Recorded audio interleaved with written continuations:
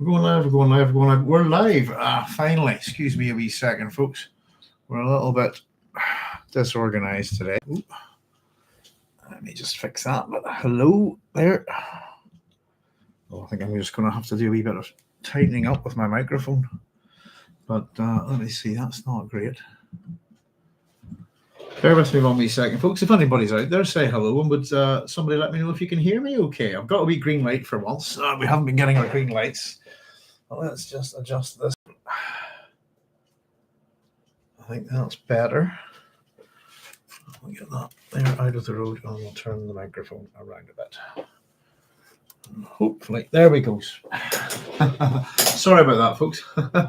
There we are. Hopefully, you can hear me okay, and you can see me okay. Let's just tilt that a wee bit. Sorry about that, folks. Had a bit of a funny evening there where I ended up going for a wee doze and fell asleep. So we're up and awake now and had to kind of quickly get food about and run around and get organised here. So apologies about that, a little bit disorganised, but we're back. There's Teleos to us, having previously said, woot woot, wasn't expecting you to be back so quickly, I'll be there. And there's Chaya saying, shalom, all shalom, Chaya, how are you? Hope you're keeping well. There's Barry, homeowner. Gutter, I'm going to miss this tonight. Look forward to listening while it's working tomorrow. Have a lovely show. Thanks very much, Barry. Take it easy and enjoy yourself.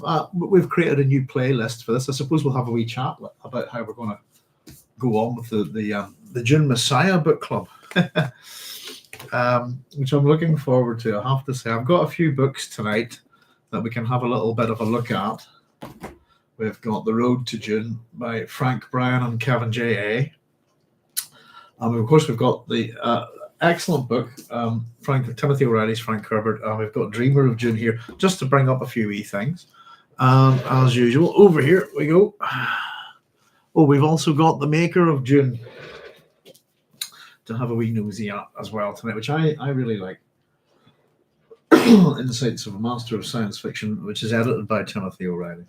Dreamer of Dune. So I'll try and get organised here a wee bit, folks. As I said, I'm just trying to get some food and stuff like that. And the wife ran down to the garage there to get me some orange juice for the old vocals. Oh, there we go. So we've got all sorts of rubbish over here on my desk at the minute. I don't know, still trying to get things organised here a wee bit. There's Brad saying, hello all. Hello, Brad. How's it going? Nice to see you. There we go. So, as I said, let's have a wee look. We've got a notebook to go, and I wondered how I would proceed with this. And I think the answer is probably the same way I did with Dune. Unfortunately, it's just me. So I've set up my wee notebook. There we go, giving it a wee illustration. And I've done a wee bit of digging on something that I thought was problematic within the book itself before we've even got into the story. Give me 1 wee second. I'm going to grab a couple of other copies of Dune Messiah here. I'm just curious. Grab these two. That'll do. Now, the first thing that I was kind of curious, how's the wagon treating you, Doc? Not too bad, Brad. Excuse me. We've all had a bit of the flu here, or a bit of I suppose autumn cold. Would that be it? About a couple of weeks, but it's doing the rounds here. Everybody's got it. But otherwise, not too bad. Missing an hour of sunlight quite badly, I would say that much.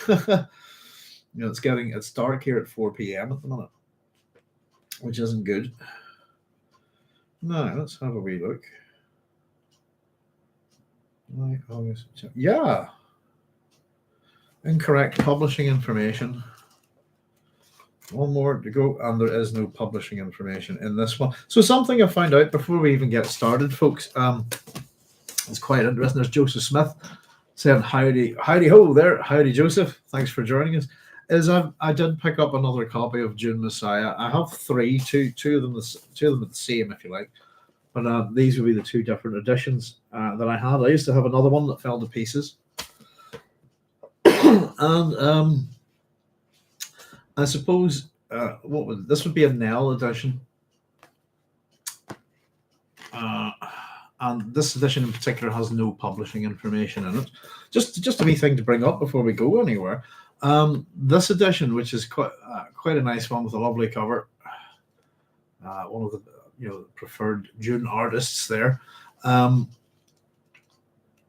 has publishing information which matches up the new copy. Basically, it says that a shorter version of this book appeared in Galaxy magazine for July to September 1969. Copyright 1969 by Galaxy Publishing Corporation. Excuse me, first published by Victor Gollancz Limited in Great Britain 1971, and so on and so forth with that. So this edition here has the same problem. So I think these are the 50th anniversary editions or something. Cover illustration by Sean Francis O'Connell. At least these have a nice touch of design to them. And we have the same thing. A shorter version of this book appeared in Galaxy magazine for July to September. So July, August, September is 3 months. And there's something wrong with that. And if we just have a wee look, if we go to Wikipedia, for example, and we grab Dune Messiah, we'll find a different set of publishing information entirely. And the interesting bit was, I think it's published in 5 episodes in Galaxy Science Fiction magazine. So if we do our counting okay, those months, July, August, and September, only cover 3 months. So the actual publishing information is, it's in terms of cover, if you like, that the shorter version published in Galaxy magazine runs from the July cover to November 1969, which would make more sense. Let me just see if we can see anything well about here. There we go. So the novel initially appeared on Wikipedia. You'll see 5-part serial in Galaxy Science Fiction magazine, published from the June, which is the cover dated July, to October, which is the cover dated November. So it's one of those things where I think something's got mixed up there. It says it's illustrations by Jack Gohan. And a Putnam hardback edition also appeared in October 1969. So that's the other thing then, is our first edition is Putnam Publishing 1969. First published in Great Britain in 1971. Now, I don't know if that's just because I have books that are published in Britain. Who knows? But we've been talking a wee bit about bibliographical information lately.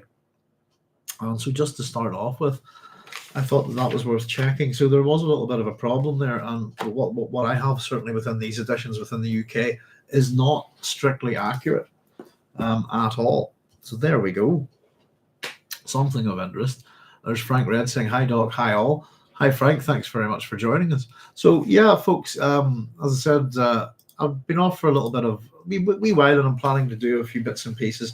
And in all honesty, I was supposed to be doing a bit of work here and there over that time, and I've just sort of taken the time to kind of think things through and take it easy for a little bit, if you like. So certainly, in terms of the life pressures, if you like, getting this book, this little Dune book club, this Dune Messiah book club, done and completed should be a lot easier on me, I suppose.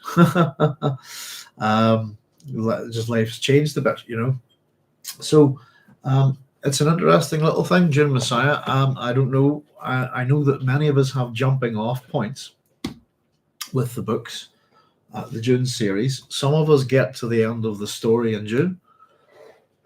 Excuse me. Some of us actually make it all the way through Dune, through all the appendices and everything.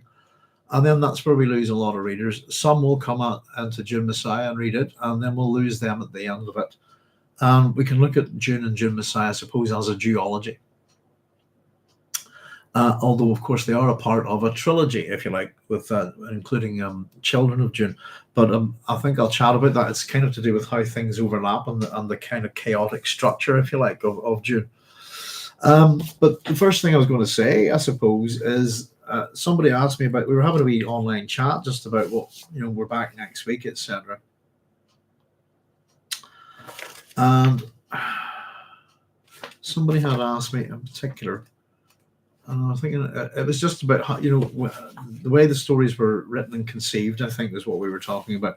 And simply put, the first Dune trilogy was all conceived together. And if I can find the right little bit of a quote somewhere, I should have I did flick the pages in these. Who knows, we'll maybe dig these up in a wee bit. I did bookmark a couple of wee things that were worth looking at. But the first 3 parts of Dune, basically the Dune series, were conceived together. And in terms of maybe I'll pop that one aside for now. In terms of let me see, maybe it's this one here. Oh no, what we've got here actually is something different for you folks, which we'll talk about in a wee second. How do I put this? Yes, so parts of Dune Messiah and Children of Dune were written before Dune was finished. And that's kind of interesting. Now, I'm not too sure what versions of the books that you've got in front of you, but we have different openings for Dune Messiah. So what I'm going to do to start with today is my edition has this very short prologue. And then that goes into chapter 1, the first chapter, which is written by Bronso of IX. And is in the more of the form of what we would know with Dune, I suppose. However, there's an original opening summary, if you like, and I have it here. So if anybody has this in the road to Dune, we have. I've on my edition, mine's like a publisher's paperback. I'm on page 365. We actually have it's deleted scenes and chapters from Dune Messiah is the section in the book. And we actually have an original opening summary for Dune Messiah, which we'll maybe have a wee look at. Once we've got through, we can have a wee read at it if we like. Excuse me. So it's one of those things that this is all part of Frank's plan. And if I can get organised a wee bit with these books this night, we can actually read you a few wee things about this. And of course, Dune Messiah was famously refused publication by John Wood Campbell Jr. Simply, really, because it kind of really went against what his ideals of what science fiction heroes should be. We call it the Van Vogtian hero, if you like. And of course, Paul Atreides is an attack against that kind of hero. Let me see if we can find it.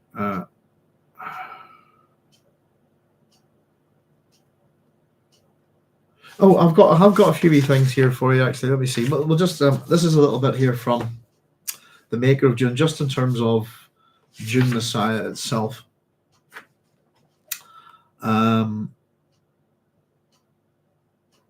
This is Frank's words here. We'll just run into it a wee bit. Hopefully, it won't be too off the floor, but it's just saying another point here.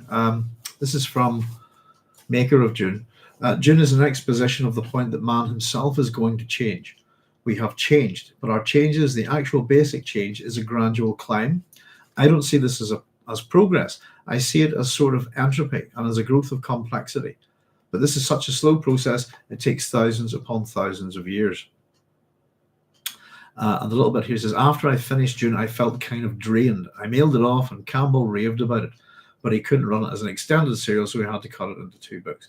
So if we jump ahead a little bit, Frank says, I had to take some time off. It was kind of a psychological R&R period.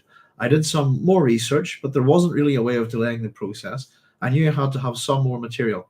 I went on building my file folders, but I knew in my guts that Dune Messiah was going to be the hardest of them all to write. To understand this, let's look at another element on how the Dune trilogy was conceived. Dune was set up to imprint on you, the reader, a superhero. I wanted you so totally involved with that superhero in all of his really fine qualities, and then I wanted to show what happens in a natural evolutionary process and not betray reason or process. One of the threads in the story is to trace a possible way a Messiah is created in our society, and I hope I was successful in making it believable. I think he was.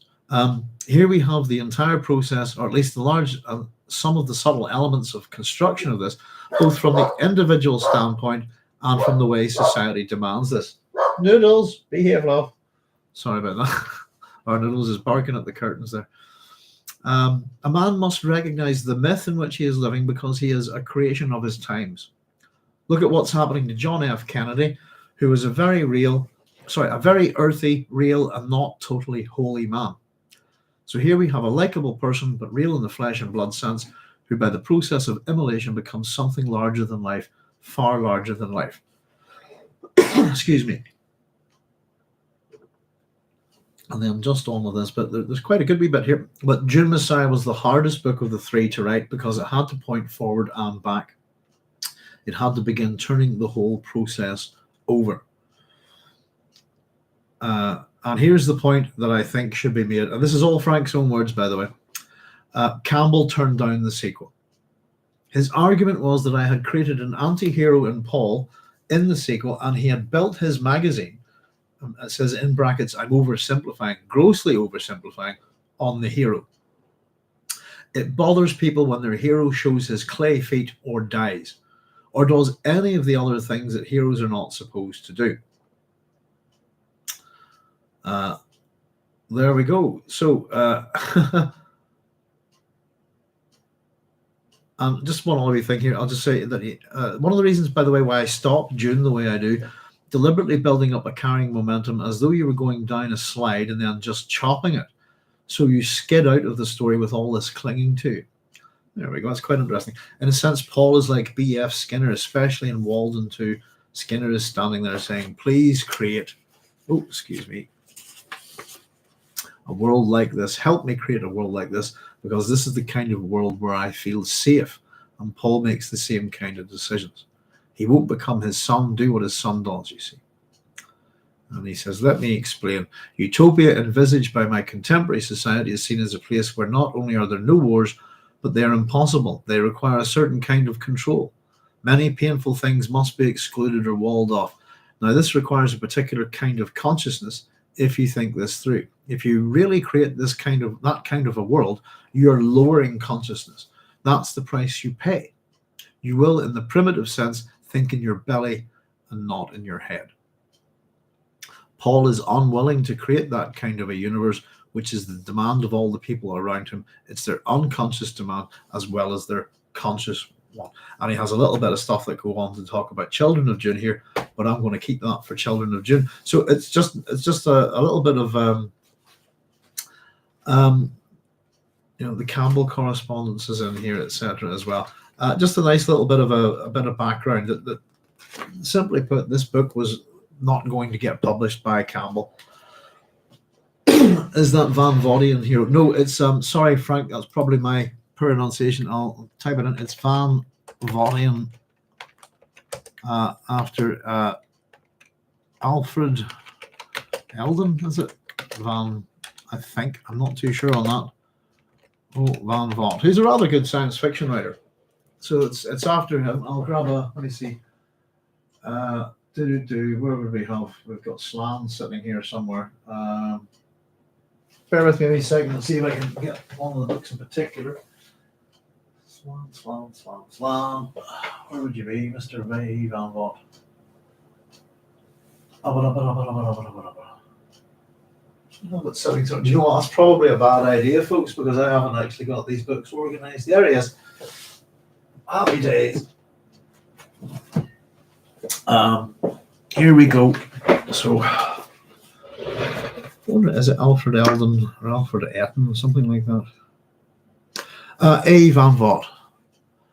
In fact, this is the book. This is the book that's the kind of slam is with Johnny Cross as the hero. There you go. That's a couple I've got. I like A. Van Vogt, by the way. Alternate Voyage of the Space Beagle, etc., etc. He's Destination Universe, The War Against the Rull, The Voyage of the Space Beagle, The Book of Path, etc., etc. So it's a particular type of hero, and I suppose it's become known as the Van Vogtian hero. It's a particular type of hero, and it's usually a mutant who's kind of developing aside from the human race. This kind of thing. Pretty much a Superman or an Ubermensch, if you like. And if you have a wee look, we've got an episode somewhere within the PhD videos, Frank, where we cover this stuff. You can get a sense of it. These types of heroes. We've actually put in some of the magazine covers and stories that Campbell was publishing in Analog magazine. You'll get a real sense from the cover art and stuff of what we're talking about. So Paul is very much a response against that. If you think about the times, I suppose, if you think about Superman prior to World War II, I think we have Superman turning up in 1938, this kind of thing. And Superman's appearance is quite influential, I think. And it bleeds down into science fiction, It's not a term I invented, but it's a particular type of superhero, and the Van Vogtian hero is generally after A. Van Vogt. Must I check his surname or his name? What is it? Very cool name, isn't it? Alfred Elton Van Vogt. There we go. 1912 to 2000, Canadian-born science fiction author. Fragmented, bizarre narrative style influenced later science fiction writers, notably Philip K. Dick, is one of the most popular and influential practitioners of science fiction in the mid-20th century, the genre's so-called golden age, and one of the most complex. The science fiction writers of America named him their 14th Grand Master in 1995. I'm sure he's delighted. I like his books. We were kind of chatting prior to.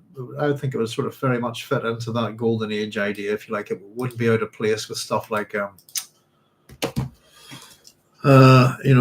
Smith and that kind of thing. Excuse me.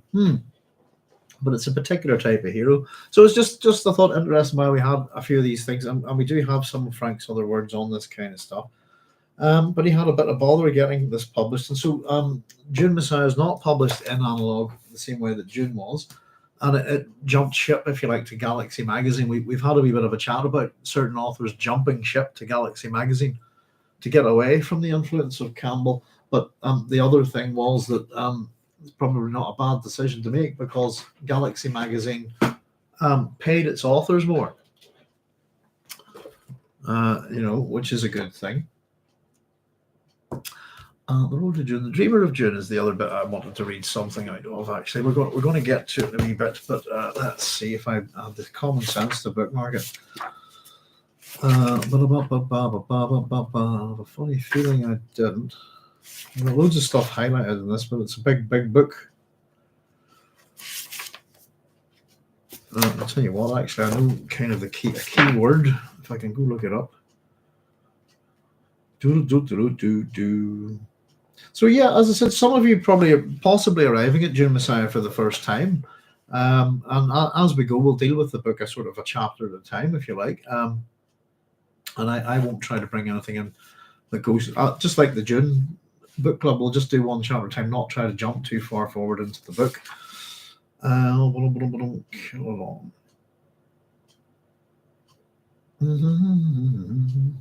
Caledon. Sailboat. Plenty of stuff in these books actually about that. Let me just see. Dune Messiah.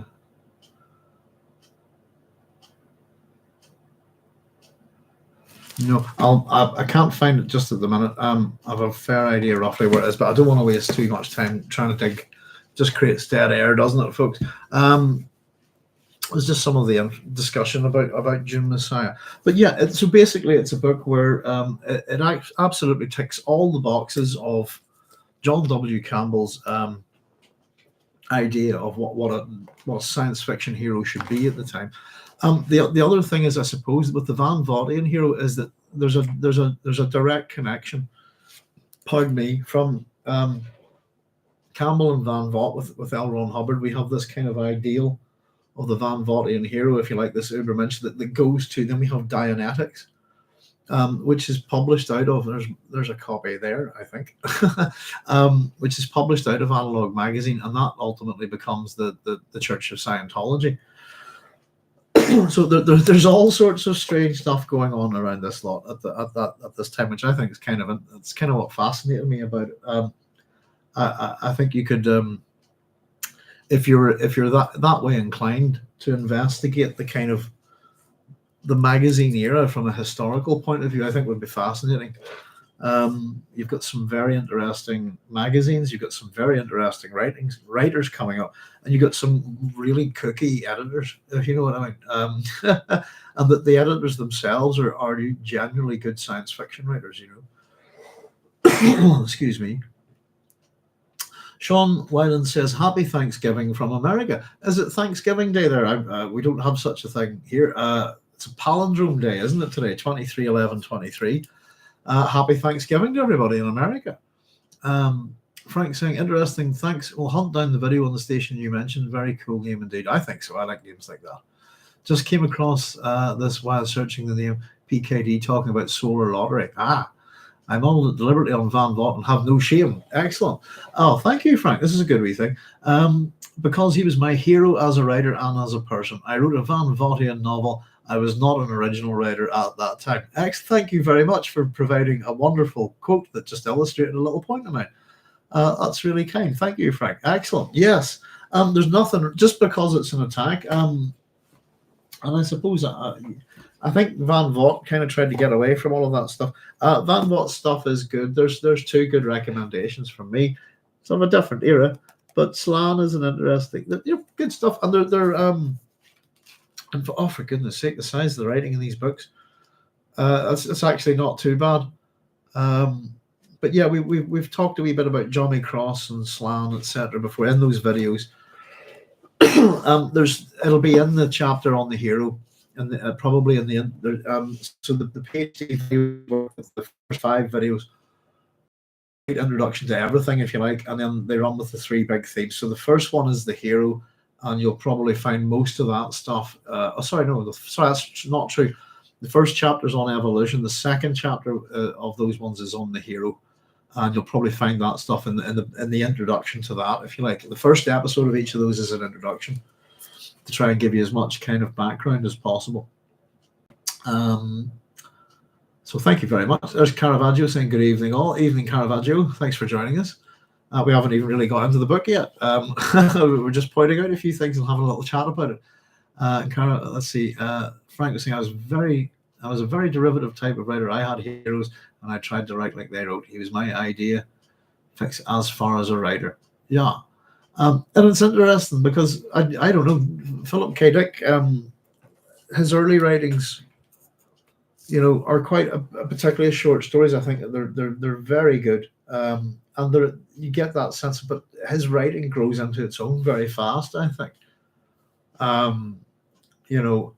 It's an interesting thing, if you know what I mean. Would it be interesting to do like what would you call it, a blind taste test of a book? That if you could take, say, 3 science fiction books and kind of, book wrap them so that you can't identify the author, and open up at a piece of the writing and go, okay, which one's Philip K. Dick, which one's Van Vogt, that kind of thing. I think that would be good fun, just for a wee kind of thought experiment. But no, he's very well regarded, Van Vogt. There's that association with, as I said, well, it fully associate with that, analog magazine, but particularly with that era of, we're thinking about mental powers and this kind of thing and mutations, and it's very much a product of its times. As we always point out about science fiction, that when it's written, it's modern, if you like, it's ultra modern. So yeah, the Destination Universe books. There's that's all I think I have another thing of them somewhere. There's a couple of really old sci-fi writers that I kind of like. There's another one of them would be A. Bertram Chandler, from that kind of era. And goodness, they're good ideas, Smiths, and unreasonable writers.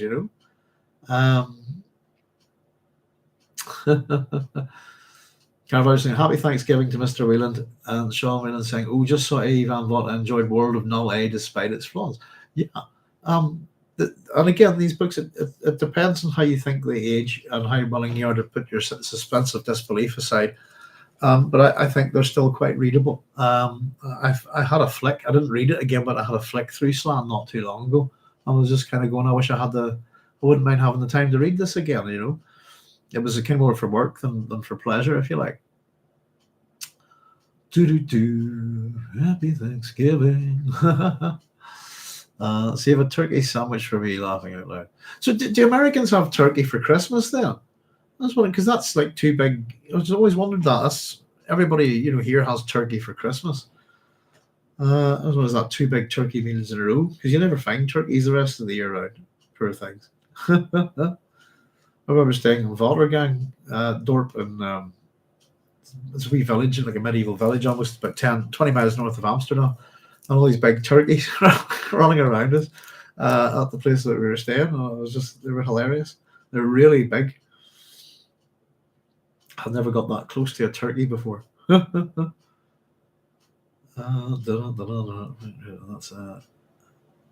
Frank, that's an interesting quote. Caravaggio steal from the best first thing they teach. Frank Red saying, very topical quote, I think, actually considering the hero, the implications of a Messiah, yes, as well as what it is to try and emulate someone. That derivative type of writer message was the second half of the quote. By the way, YouTube comments are limited to 200 characters. No problem. I get that, Frank, sometimes that we have a bit of a thread going with somebody as they type, and I understand the limitations of it. But yeah, thank you very much. And we do our best to make sure that the live chat stays with the book club as well. And if so, I think we've lost the live chat feed on about maybe 2 episodes out of 55, I think, which isn't too bad. But that's why I do my best to read everything out. And that way, if anything happens to it, everybody's comments are still there, as long as I don't accidentally miss one. Frank Red saying, even Caravaggio and Happy Thanksgiving. Sean saying, turkey for Thanksgiving, Christmas usually ham or goose. Oh, right, thank you. Something I've always wondered about. But, yeah, some people would have a goose or duck for Christmas as well here. Well, we would have a ham with our turkey.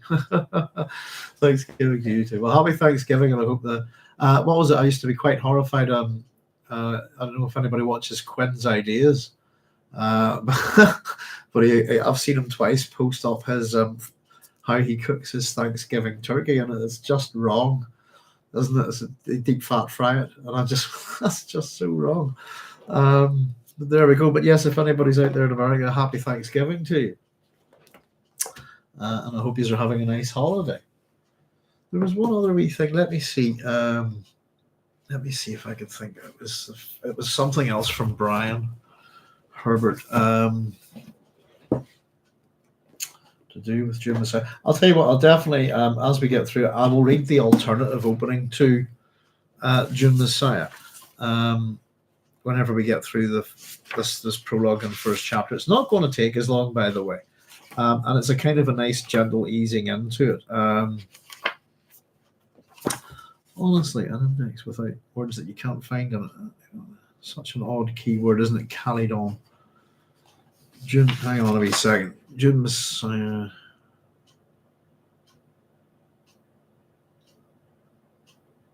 Quotation from reviews, themes and messages is 190. Let me just quickly see if I can find it. 191. I don't think it. Okay. Let's see what we've got here.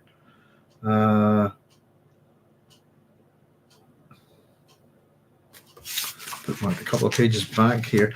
There's a lot of stuff here, particularly in this about Leah Kynes and the things that we've kind of talked about. There we go. The planet Calydon is named for Calydon, a town in ancient Greece, for example, where the Caledonian boar was hunted. One of the most famous stories in Greek mythology. It's a bit of a gloss over it, isn't it? Just to see what it says here, so if we can push on. Oh, yes, indeed. The characters. Now, this is to do with. We'll just jump them back a wee bit, but we're going to talk about this. The characters. This is Brian Herbert talking about his father's work. And in particular, in the relation to Greek mythology, he says in Greek mythology, Leto was the mother of Apollo and Artemis. In Dune, Duke Leto is a man, the opposite sex of the mythological base. Dad said he did this in order to highlight a Janus facing in the story. That's been part of my argument that Frank Herbert was creating a Janus facing work. Nice to have someone else say it. Dad said he did this in order to highlight a Janus facing in the story. Janus was an ancient Roman god with two bearded faces, not necessarily, by the way, one looking forward and the other looking backward. Whether the Janus is made two males or not, there's the variations on it. One of the children of Duke Leto, Paul, can look far into the future, while the other child, Ali, can see far into the past. The Reverend Mother Gaius, Helen Mohame, is in part named after Helen of Troy. So it was the next little bit. The characters fit classical archetypes from mythology. Paul is the hero prince on a quest as described by Carl Gustav Jung, Joseph Campbell, and Lord Raglan. So these are the books that influence the mythological aspect of Herbert's writing. We've talked about Raglan's book a lot. One of the books that my father studied, excuse me, Raglan's The Hero, published in 1936, outlined 22 steps, followed by classic heroes. These included all of which closely approximate the life of Paul Muad'Dib, and he gives us a big list of them here. In my chapter on Paul the Hero, we go through every single step that Raglan wrote, and Paul fits 19 of them out of the 22. And it was also just the reason why I'm sort of saying this is just to sort of point out that this is where Dune Messiah is kind of where we've gone through like steps 1 to 13, or 1 to 12, I think, something like that. And now we're going through the other steps. And the only character, interestingly enough, that Raglan's kind of creating a list to create archetypes, if you like, is that there is an archetype for this list of 22 steps, and that archetype is Oedipus. Pardon me. And as much as we talk all the time about the Atreides myth and the Pelopid line, the Theban line, as it's known, is massively involved in this story as well. And as much as Paul very much has the attributes of the Atreides, and more than one of them, in Dune Messiah in particular, he really does have more of the aspect of Oedipus. And this is the mythological Oedipus, not the psychological, I suppose. Not the Oedipus that really psychology looks at, I think, which is badly misunderstood. Psychology, I'll happily say, it has the whole kind of run it has with I suppose, how would we put it? The Oedipus complex, the Electra complex, this kind of thing. The Freudian ideas they're based on myth, and then the Jungian concept, if you like, of our nightmares. And these archetypes all coming from kind of classical Greece is badly badly wrong. But the understanding of the Oedipus myth, certainly from Freud's point of view, is poor. And I find it's a thing that anytime I meet a psychologist and I want to listen to them talk rubbish, that's the topic I pick and just sit there and be smug about it. Do not confuse psychology with psychoanalysis. I won't. Colleges, thank you.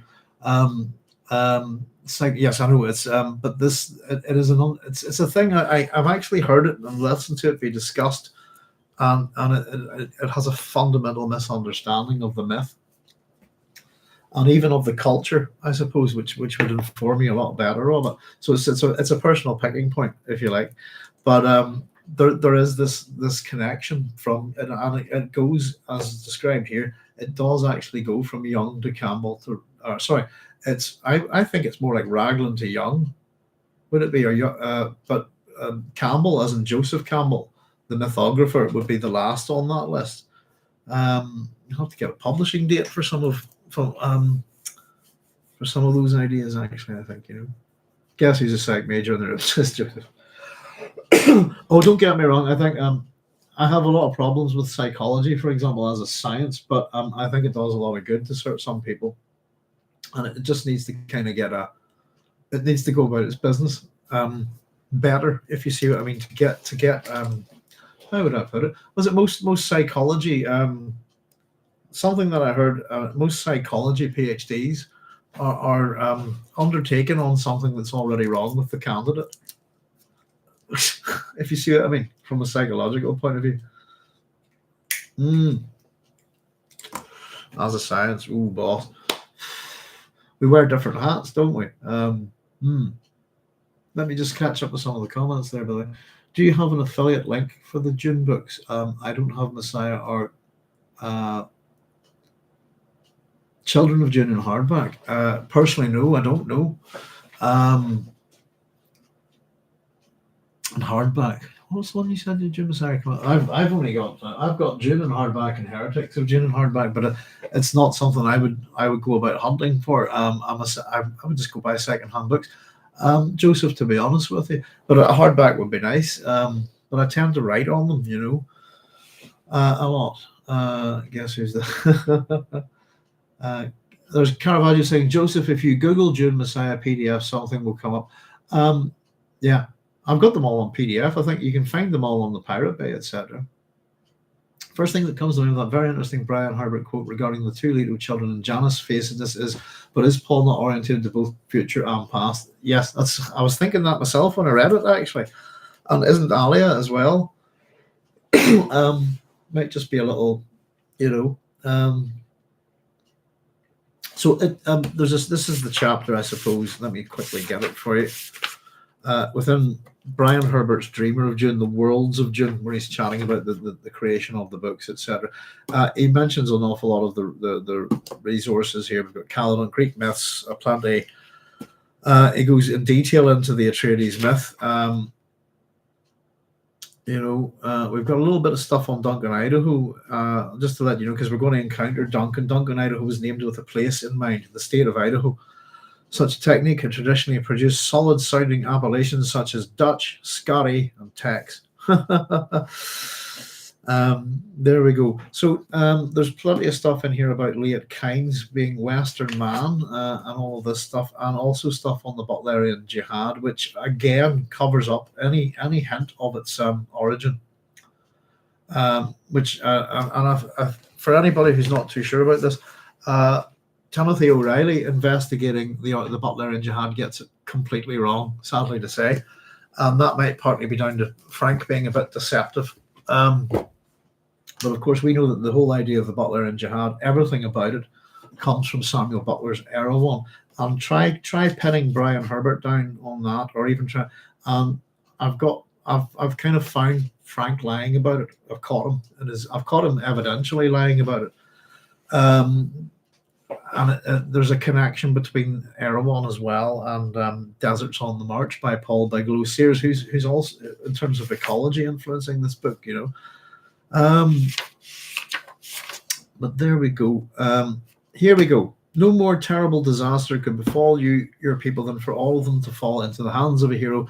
And at the end of an appendix, it was written that the planet had been afflicted by a hero. These were sprinklings here and there, seeds of the direction Frank Herbert had in mind. The author felt that heroes made mistakes that were amplified by the numbers of people who followed those heroes slavishly. By the second and third books in the series, Dune Messiah and Children of Dune, this message would become clear. I'm not altogether sure it would, but we can have a chat about that. And he goes on to say that it's said in the desert, another seed planted in Dune. So we're talking about planting seeds in the first book. It is said in the desert that possession of water in great amount can inflict a man with fatal carelessness. This is an important reference to Greek hubris. And very few readers realize that the story of Paul Atreides was not only a Greek tragedy on an individual and familial scale.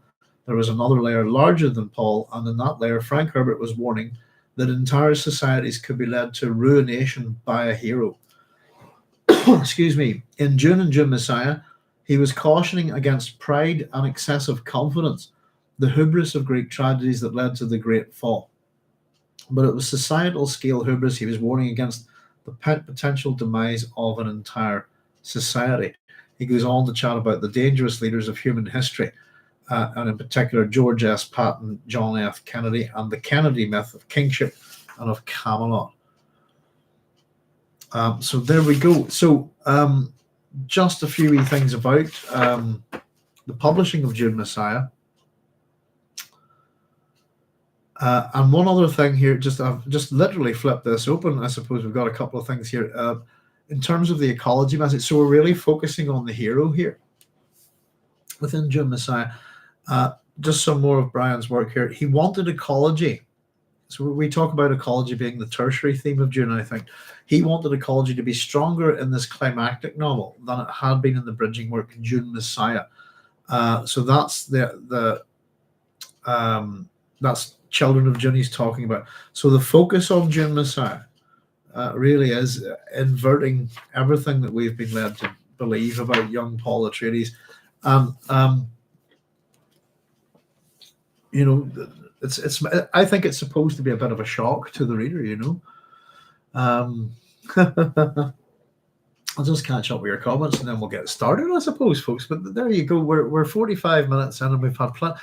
There's so much more to say about this, to be honest with you. But I think we could go into stuff like publishing history and all of that. It can be a bit anal to a degree, but simply put, it was not easily published through the Campbell press. And I often wonder about Frank's intent there, because if he is willingly and knowingly setting out to imprint a hero on us, the reader, he's done the same thing on John W. Campbell, if that makes sense, Junior. And so knowing that I'm going in, it's like I'm going to sell you part one of something and you love it. It's almost a bait and switch is what we would call it these days, isn't it? And then they go to Campbell with part two and basically show a level of character assassination in the sense that we're actually assassinating a character type, if you like, rather than an individual or that kind of thing. But I think he should have realized that Campbell, if this is all of these ideas about the hero and what he's seeing and viewing it in terms of what's being published, etc., to actually publish this in the place where the bulk of that's happening, if you like, and then to invert it upon the editor, who's quite a big personality, as the guy that said science fiction stories are what science fiction editors buy, you know, and is a bit right wing. I think he shouldn't. I don't think he should have expected, to be honest, to get published in analog if that was the case. If Campbell was that barrier, you know, it's interesting. But of course, very glad that he did. And I think we probably got a bit more of a complete thing if it was published in Galaxy than it would have been in analog, I think. You know.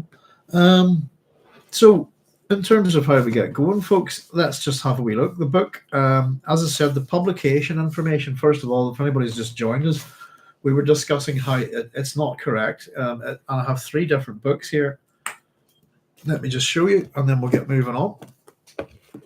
So publishing information, 3 versions of Dune Messiah. This one I think is missing, and these 2 are incorrect. So it's worth, for anybody who is doing their academic work on that, that's check your publication details on that one, because they're not what they say in the book. And the reason why I went was because I kind of thought, I was pretty sure it was published in 5 parts, and I could only count 3 months. So I just went, something's not right there, you know. Dear. Let's just see. So yeah, let's see. From my profession, nobody goes into or out of psychology completely safe. My wife and I would discuss this. That generally, based on Irish society, I have to. If everybody else out there is sane, what does that make me? I don't really know. But I'm making a terrible assumption that they're sane, aren't they? There, you got to keep me the first time reader, so maybe I'll get my answer as I go on. You're reading it for the first time, Frank. Excellent. So it's the science of loonies researched and written by loonies. I wouldn't go quite that far, but maybe. I don't know. I find it hard for it to be scientific. And I find its approaches to things. The thing, if you understand, that I have a bother with some of that is, first of all, the information about the myth is wrong. So that's what we call, within mythography or mythology, we call it iconotropy, which is the accidental or deliberate presentation of a myth or interpretation of a myth. So my big problem with particularly Freudian psychology is that it's iconotropic. It deliberately or accidentally misinterprets a myth. And I think it's the same, though interpretation, as we pointed out, psychology and psychoanalysis are very different things. Interpretation of dreams and things like this, as we go into, I mean, it's a fascinating thing, but I find it difficult to comprehend that you can bring any kind of systemic approach to it, which is kind of what happened. And if you do have to understand that the crime of these, Frank talks about systemic thinking. I talk about it a fair bit. And I'm a computer systems person, so my problem with it is that it's an attempt, and we do this, and it's a good. If anybody really wants to see an example of what Frank Herbert's talking about, read Campbell's "The Hero of a Thousand Faces," or I'd much rather recommend Raglan's "The Hero." It's a much better book, I think, and both heavily flawed works, but you know, it is. It's a system. I'm creating a stepwise system to analyze a myth, and to analyze myths all over the world. And I suppose one of the other things is we have. Bear with me a wee second. I was going to grab a book on heroes for you. It's the one that probably of the books that Herbert should have read. Put it this way: these books are in good company, but there's obvious books that if you wanted to know more about this, and to be honest, slightly better in some cases. Let me just very quickly. I don't know if my copy of the Golden Bough is around here, but it was certainly around at the time. The Golden Bough is an excellent analysis of mythology, but we talk about Raglan a lot. But this is a little bit. I love these little red books from the. What is this? This is Handy Volume Classics, and this is Thomas Carlyle. There he is. Excuse my terrible fingers. And his book is on heroes, hero worship, and the heroic in history. Have I got a publication date for this? Can't see one. Hang on. Is that a picture plate or yeah? New York. My publishing information on this is New York, Thomas Y. Cryle and Company Publishers, but there is no. But it's a series of lectures actually. What I think is interesting is maybe you might think about it this way: the way we look at heroes. Is I'll just read you what they're called. Each lecture is the first one is the hero as divinity. The second one is the hero as prophet, which would interest us most, I think, here. Third one is the hero as poet. The hero as priest. The hero as man of letters. And then the last one is the hero as king. So within the hero of divinity, the examples he gives is Odin, runs with Ogun paganism and Scandinavian mythology. Within the hero as prophet, he looks at Muhammad and Islam. The hero as poet, he looks at Dante and Shakespeare. Rather sadly, not Homer. The hero as priest, he looks at Luther and the Reformation, Knox and Puritanism. The hero as a man of letters, he looks at Johnson, Rousseau and Burns. And the hero as king, he looks at Cromwell, Napoleon and the modern revolution. So it's an older book again. I'm not too sure of the publishing date. Let's see if we can just find it for you. Thomas Carlyle. And it's another really good book and goes very well with Raglan's book. There he is, Thomas Carlyle, essayist and historian. I think it is the older work, isn't it? Let's have a look.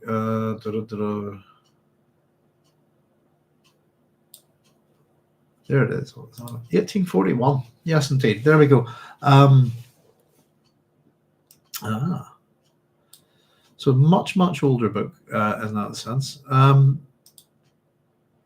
There's an interesting thing about these writers. It's kind of almost an inversion these days, is that they're very happy to tackle and look at Muhammad and Islam, whereas they were not happy to look at Jesus and Christianity for fear of backlash. And now it's kind of went the other way around there, you know. Raglan's the Hero. I'll just catch up with your comments, folks. Raglan's the Hero's book that we gush about quite a lot on this channel. And it was to me. See, I've read stuff like that. I've had a copy of Raglan's the Hero since I was a kid. Love it.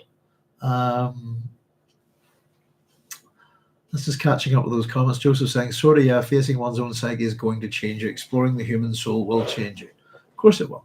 The unexamined life is not worth living. Isn't that what they say? So examine it.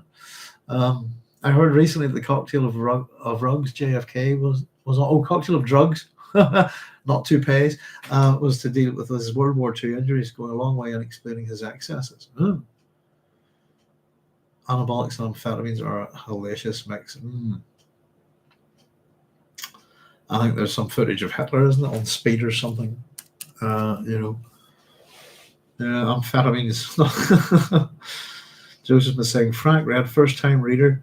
Woohoo! Congrats, you lucky dog. Well, yeah, you're in for a treat, Frank. If this is your first time reading this, well, as I said, the good thing is we're going to go forward at one chapter at a time, so we're not going to spoil it. Hopefully, we'll not spoil the story for you or anything like that. There are those of us who are familiar with it, but this is where the author is going to smack you in the face. Basically, he's lied to you, he's deceived you. His words are he's imprinted something upon you that you should admire and think is great. This hero of heroes, if you like, and this is the inversion, I think, and it is a thing that a lot of Dune fans. Some of them don't like this book. In terms of how it reads, it's a Byzantine intrigue. It's a political book. And it's a lot shorter than Dune, and I think we have this little introduction that we're going to get into. It's going to be nice and straightforward for us, but it's a much I think it's a really tightly written book. I think it's got good pacing. I keep talking about pacing these days. I think it's well written, and for me, within the Dune series, it's once you get past Dune, I think for those of us who've read all 6 books, that the strong favorite within the Dune series tends to be God Emperor of Dune, because it's just way out there as a book. It's just so different, and then the God Emperor is an amazing character. I think really that is why we love it. It's just the characterization of this entity, Leto II, as something else. But out of the rest of the books, I actually prefer Dune Messiah over Dune. And it's not to degrade from Dune itself. I think it's better written, if you see what I mean. I think there's you've got a writer who's got a few books under his belt now, if you see what I mean. Herbert improves like all writers should do, I suppose, as time goes on, and his ideas change as well. And in particular, we talk a bit about some of his ideas in relation to the real world and stuff like that. His thinking evolves, I think. And because Dune's written from really starting in the 50s, if we understand that, all the way through to the 80s, we can see an author build a world over 30 odd years or so, and see how his thinking changes and evolves with our own, I suppose, and with that in the story. It's for that reason alone, and particularly because evolution is a big thing about Dune, I think we can look at it and reflect upon the author himself as he evolves, like we all do, But I hope you enjoy it, Frank. I hope you enjoy this book. As I said, it's not a big slog like Dune. We're just over 200 pages. Depending on what copy of the book we've got or how big the print is. Wow, that's a difference. There you go.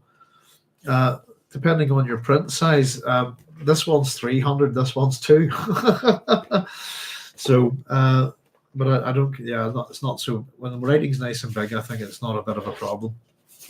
But there we go. So yeah, particularly the hero is the thing we should be paying attention to. Evolution is always is dominant. Really, it's throughout every part of Dune. But ecology again is in the background here. I think again it really does come to the fore in Children of Dune, and then we get everything we get our lessons from the God Emperor in the 4th book, and then we have another shift.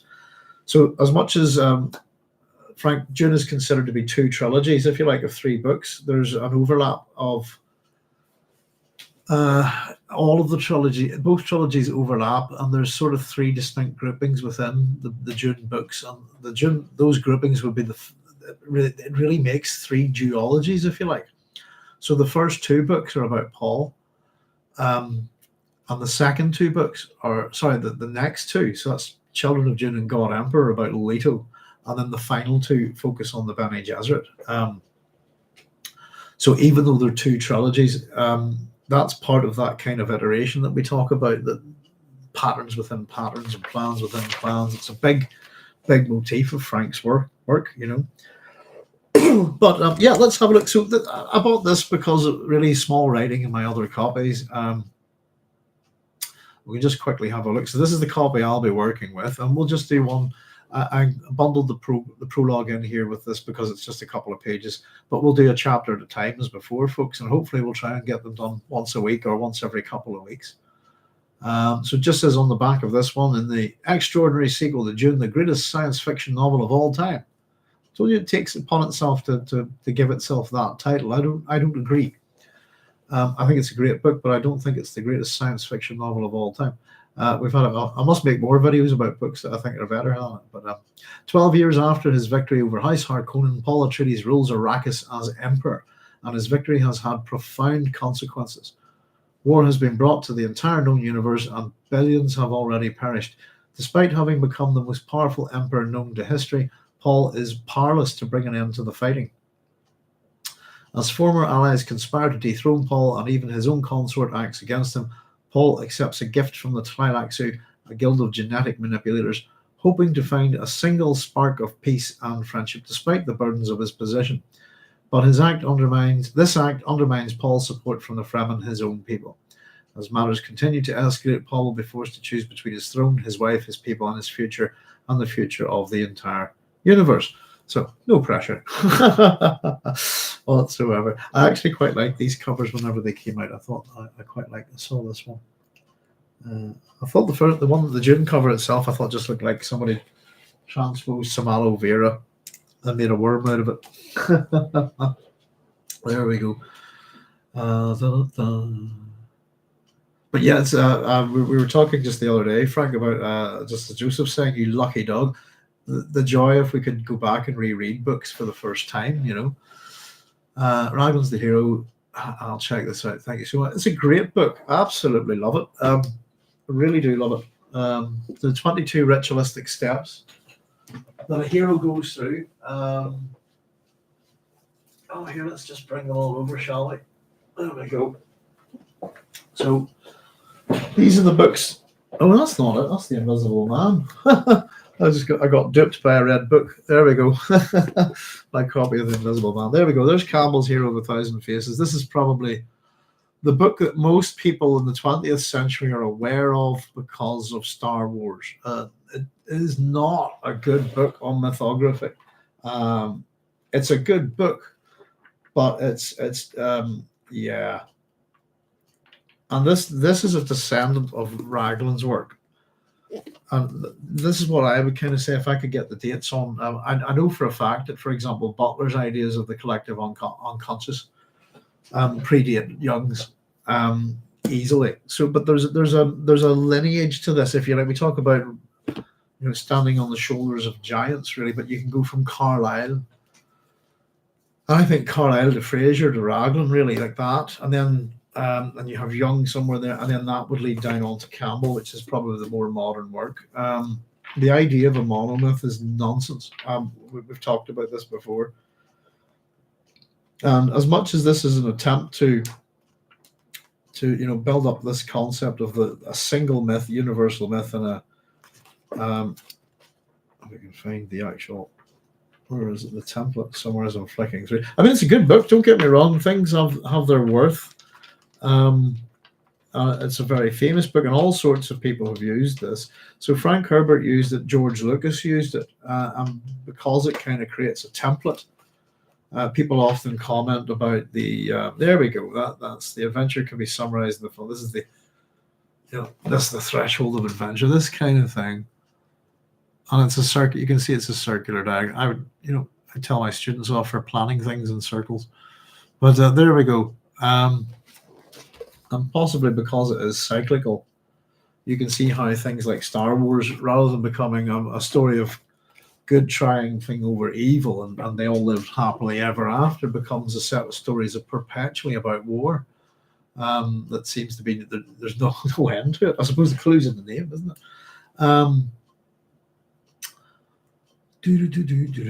But the books, as I said, here Raglan's approach is flawed. And I think I've talked about it. There are, the hero, I suppose, in tradition, myth and drama, and it's a specific look at thing. But then to build up your list out of that and that alone, without realizing that our understanding of myth comes from other places, other than tradition, stories, and drama. Archaeological at Potts, we could just go there for a start if you like. There's more sources to that. It's a good book, but I just think it has a limitation to it, and I really like it. And if you've not, if you're new to looking at mythography, you know, these books are well written.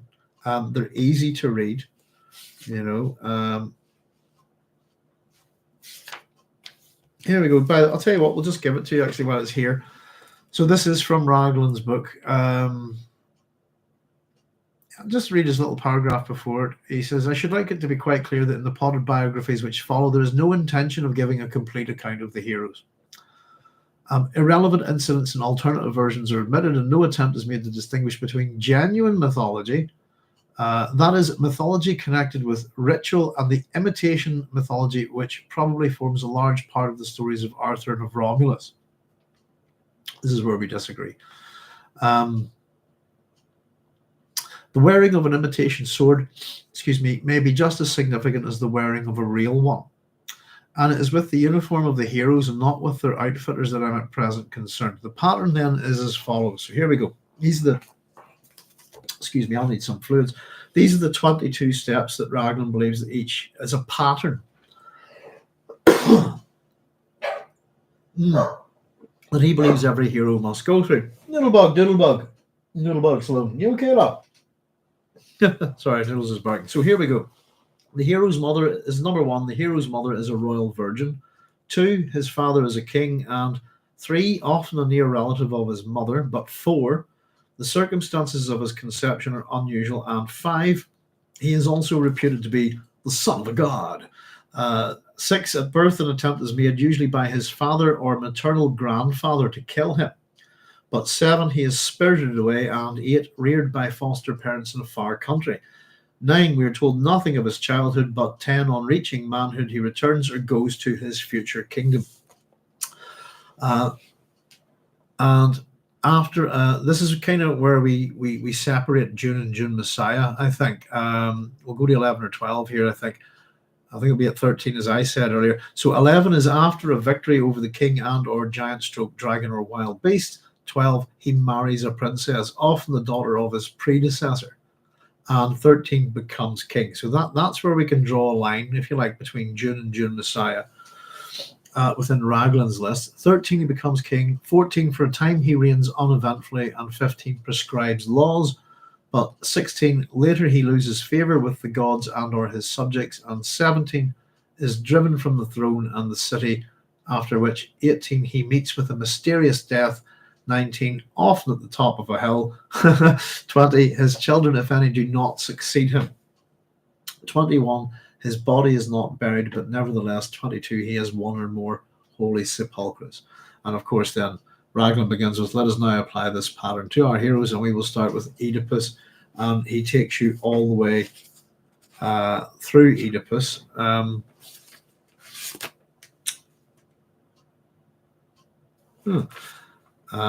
So his mother Jocasta is a princess, and his father is King Laius, who, like her, is of the line of Cadmus. He was sworn to have no connection with her, but does so when drunk, probably in the character of Dionysus. Laius tries to kill Oedipus at birth, but he is spirited away and reared by the king of Corinth. We hear nothing of his childhood, but on reaching manhood, he returns to Thebes, and after gaining victories over his father and the Sphinx, he marries Jocasta and becomes king. For some years, he reigns uneventfully, but later comes to be regarded as the cause of a plague and is deposed and driven into exile. He meets with a mysterious death at a place near Athens called the Steep Pavement. He is succeeded by Creon, through whom he was deposed, and though the place of his burial is uncertain, he has several holy sepulchres. There we go. He does not seem to have been regarded as a legislator. Apart from that, we may award him full marks. And then I think basically Raglan treats them in order of how many that they score, I think. The next one. So full marks for Oedipus is 22 out of, technically 21, I think, but 22 out of 22 on the Road Raglan's list. The people who score highest in order are Theseus, Romulus, Heracles, Perseus, Jason, Bellerophon, Pelops, Dionysus, Apollo. Oh, sorry, I left out Asclepios there. Zeus, and then we go at this point, so that would be scoring at 15. So the first person that we get is kind of not within the Greek word there would be Joseph, who scores 12 points, followed by Moses. Hang on. Oh no, Moses is out of place here. It tells us actually that Moses scores 20 points, several of them twice. Or if we include Josephus's account, even 3 times. That's interesting. We have Elijah, Watu Gunung, Nikang, Sigurd or Siegfried, Lou Lofgifus, if I'm not pronouncing that right. How the hell? Oh, my Welsh. I don't. I'll have to look that up. Apologies to all Welsh people out there. I'll spell that guy's name for you. It's L-L-E-W, Lou. And then L-L-A-W-G-Y-F-F-E-S. His mother is Arian Rod. Tell you what, there's Arian Rod. Oh, hang on.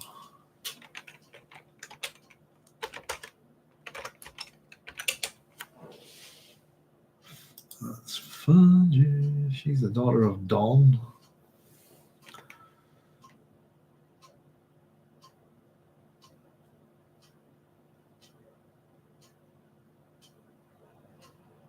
Oh, interesting. So King Arthur, scores 19 points, and the last on the list is Robin Hood, who gets 13 points. So there you go. That's Raglan's heroes. And it's not a particularly broad range of heroes to look at, if you see what I mean. And it kind of reeks of nobility with a classical education. But don't get me wrong, Lord Raglan is.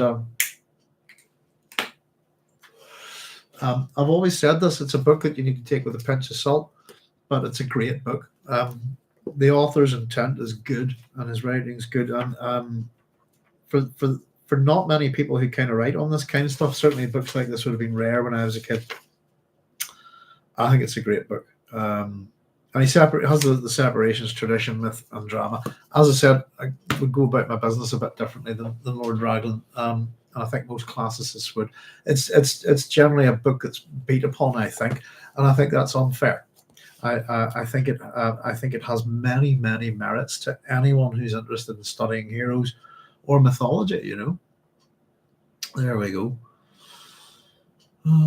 Frank saying, yes, first time, no worries about spoilers. I used to avoid them like the plague, but I tend to quite enjoy them now, the way one might enjoy the spice presence. Well, we get that from Frank Herbert as well. We're going to see a bit of that, actually, Frank. Caravaggio says you're in safe hands with Doc. Frank. Thank you, Caravaggio. Yeah, we'll hit it. Really, we're hitting the book a chapter at a time anyway, so you can read it pretty much with us as we go, and then you wouldn't get anything spoiled. That's kind of why we do this. So we'll get our book open here. Let's see. So we've had all sorts of interesting things. We're an hour and 15 minutes in. We haven't even got to the first word of the book. So there's Lord Crunk saying hello all. Hi, Lord Crunk. Joseph saying hi, Crunk. And Caravaggio. Evening, Lord Crunk. Hope you're keeping well, folks, by the way. So what we've got to deal with at the start, we've hopefully all just finished Dune, or we're all familiar with Dune, is we've got a very short 2-page, for me it's 2 pages, it's probably 1 page in this prologue. And I said we have a differing original prologue. We're going to read it at the end. We'll read it when we get through this, I think. Might be worth doing. In fact, it might be worth just reading the two of them together, actually, before we hit chapter 1. So we'll go through this very quickly. I think of this as a bit like a screen run, if you know what I mean. I don't know what the technical term is for it, but you know when the words scroll up the screen, like in Flash Gordon, Buck Rogers, and Star Wars, that kind of thing. It really does make me think of that. This prologue, the weird of Dune. The weird is not the strangeness. Weird in this case is fate or destiny, if you like. It's a much better word. I love the word weird. Whenever we produce our videos, the imaginary production company that I have is called the Weird of the Red Russ. which is a little bit of we like putting secret in jokes and things like that, little sci-fi and fantasy references in it. So it was my little nod to the weird of the White Wolf, if you see what I mean, which is the fate of the White Wolf. So there we go, the weird of Dune, and we have a prologue. So let's just run into it. First of all, paragraph 1, really. Let's see. Dune is the planet Arrakis, we're told. It's an arid world of great deserts where life survives against terrifying odds. We're told about the semi-nomadic Fremen of Dune, and all their customs are water scarcity based. They face the deserts in still suits, which recover all moisture. Gigantic sandworms and savage storms, a constant menace. Dune's only resource is the melange. The melange, addictive drug produced by the worms. The drug spice aids longevity and gives adepts some ability to see the future. So it's almost like this prologue is loaded with buzzwords, keywords, if you like, really to just prompt our memories. It'll have been a few years since, if we were reading this way back, that you've had 4 years probably if you got the book, or 6 before you got to this story. So I think this is really just it's in we go with this big meaty book, and this is really just to prompt our memory, I think. Paul Atreides was the son of Dune's ruler, his father was killed in a war with his rivals, the Harkonnen nobility. We're told that Paul fled into the desert with his pregnant mother, the Lady Jessica. She was an adept, trained by the Bene Gesserit, female order devoted to the mental arts and the control of genetic lines. According to them, Paul was of a line that was to produce a Kwisatz Haderach, the Messiah of the future. And I've made a little note there, folks. It's the devil's in the little details. It's not the Kwisatz Haderach, it's a Kwisatz Haderach. And I always wondered why that's not in big bold writing here now, but really it's the big bold writing is the cast of characters that we're getting, isn't it? I think. So that's interesting. And then here we go. Here's Duncan, Idaho. We have a dead character here. Duncan, Idaho was killed in saving them. Paul fought his way to accept, and that's pretty much it, isn't it? Okay, fair enough. Why is that there? We'll learn soon enough from Frank actually himself. I suppose that's the bit Frank read is that it's not us that's going to give spoilers. Frank Herbert does that himself to give you a sense of, as you point out, prescience. So spoilers in this book are one thing, but they don't quite work the way you expect, Are you okay, Noodles? Excuse me 1 wee second. Do you need out, me love?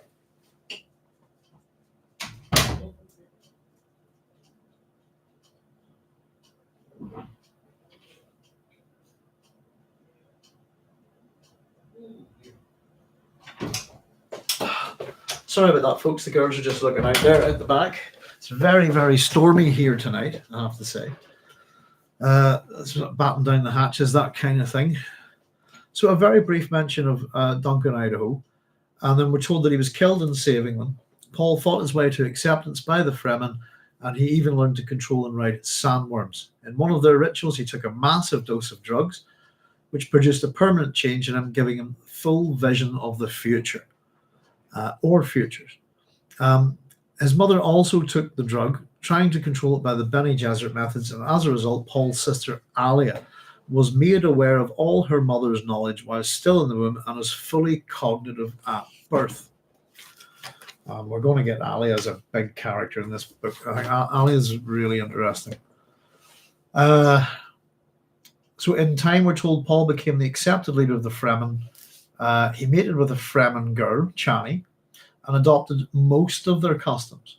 But his Atreides mind had been trained to disciplines unknown to Fremen, and he gave them an organization and mission that they had not known before.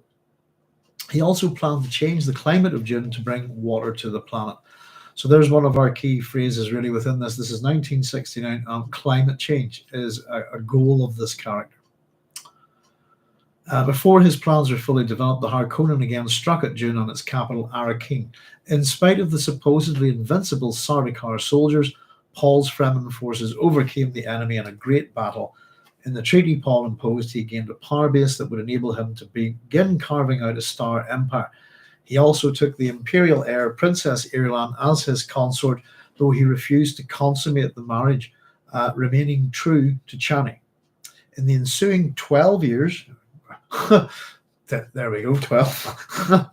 Forgot I was missing another 10 digits there. In the ensuing 12 years, he created his empire. But now all the ancient power groups are beginning to unite and conspire against him and against the legend of Muad'Dib, as he is called. So the legend. There we go. So it's a very good little recap, just in terms of notes and stuff. Lots of buzzwords, I think, really. And hopefully just to sort of prompt our memory. I've got no real notes on it. I've just been going through it and just having a wee look at the recap. I'm just highlighting a couple of things that I think are important. But basically what we do get is a list of characters there. And if you look at that list of characters that are emboldened, we have Paul, Lady Jessica, Duncan, Alia, Chani, and Princess Irulan. So out of those characters, there are two men, one of whom is dead. And then so basically Paul is the only living male representation there. You know, there's aspects of that, whether, you know, the male-female aspects of Paul and Alia. But all the rest of the characters are female. I think that's quite interesting. The key that we get from that, the Fremen, 12 years, spice. There's a conspiracy against Paul and a conspiracy against the legend of Muad'Dib, the actual myth itself. So I've written a little scribble down here, Latin, the word conspiratio, sorry, there we go, means a plot or unity or agreement. And we've got all sorts. I made a couple of examples of conspiracies throughout history. As soon as I did this, I just stopped writing because I thought, oh God, I'll be here all day. But I wrote the Catalanarian conspiracy, the second one. The gunpowder plot, that involves Cicero in 63 BCE. We've got the gunpowder plot, Guy Fawkes and all of that. Remember. The 5th of November, gunpowder treason and plot, 1605. There's the Cato Street conspiracy. It was an attempt to kill the Prime Minister and all his cabinet here in 1820. Of course, you've got the whole thing with John F. Kennedy, and so conspiracies are real. And I suppose conspiracy theories have become, the term conspiracy theory has become one of I don't know how to put it. It's a way of belittling something now, isn't it? If you're a conspiracy theorist, you must be a nut. This kind of thing. The truth of it is that the conspiracies are very real. It's simply where a small group of people plot together to make something happen. That's what usually of a negative nature, and that's what a conspiracy is. So for anybody who's into their conspiracy theories, it depends on how you go about your business, isn't it? Really, how you seek evidence. But conspiracies are absolutely real, and if anybody's curious about it, go look at them in history. You'll find them all over the place. And they're I suppose they're event-changing things, aren't they? You know.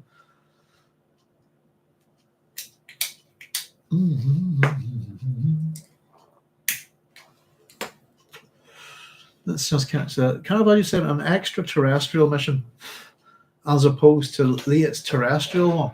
We'll take Terra as meaning Earth, just on the ground. I think that's an interesting comment, Caravaggio. Yes, there's something that goes beyond the world here, that reaches out from Arrakis with Paul at its center. And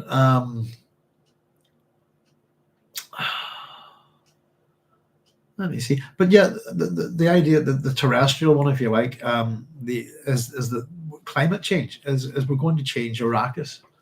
And for us here, I suppose that what's going to be interesting about looking at these books, I've talked about the kind of climate change research that was around back then.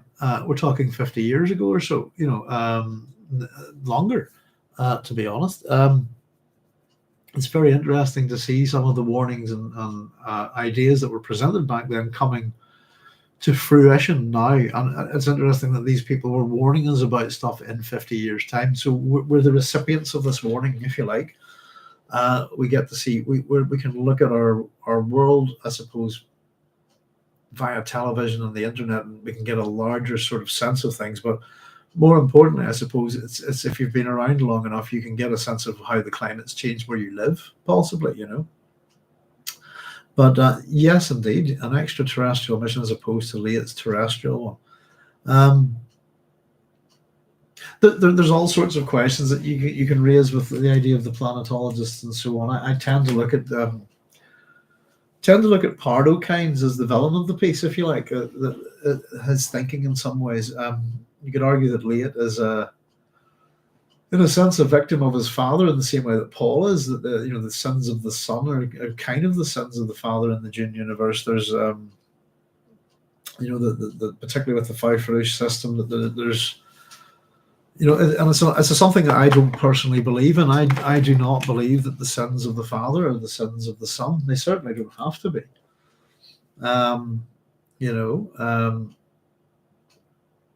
It's an interesting thing. Wasn't Fox trying to make Guy Fawkes? Is that trying to make a theocracy? I suppose, yeah. The attempt is it's part of the Catholic Protestant thing, isn't it? Here, Joseph, I suppose you're in the States. They still burn effigies of Guy Fawkes on the 5th of November here. It's fireworks, and it's mainly an English celebration, I suppose. We don't really celebrate it too much. It would have been an excuse for fireworks, but we kind of have a bonfire night ourselves, and it's these kind of things where you put effigies of people. Excuse me, that's gotten a bit smoky there, and I'll put that on the other side and open a window and everything. Excuse me 1 wee second, folks. The dogs have come back in, so I'm going to just close the back door. Keep the heat in the house. Hello, ladies.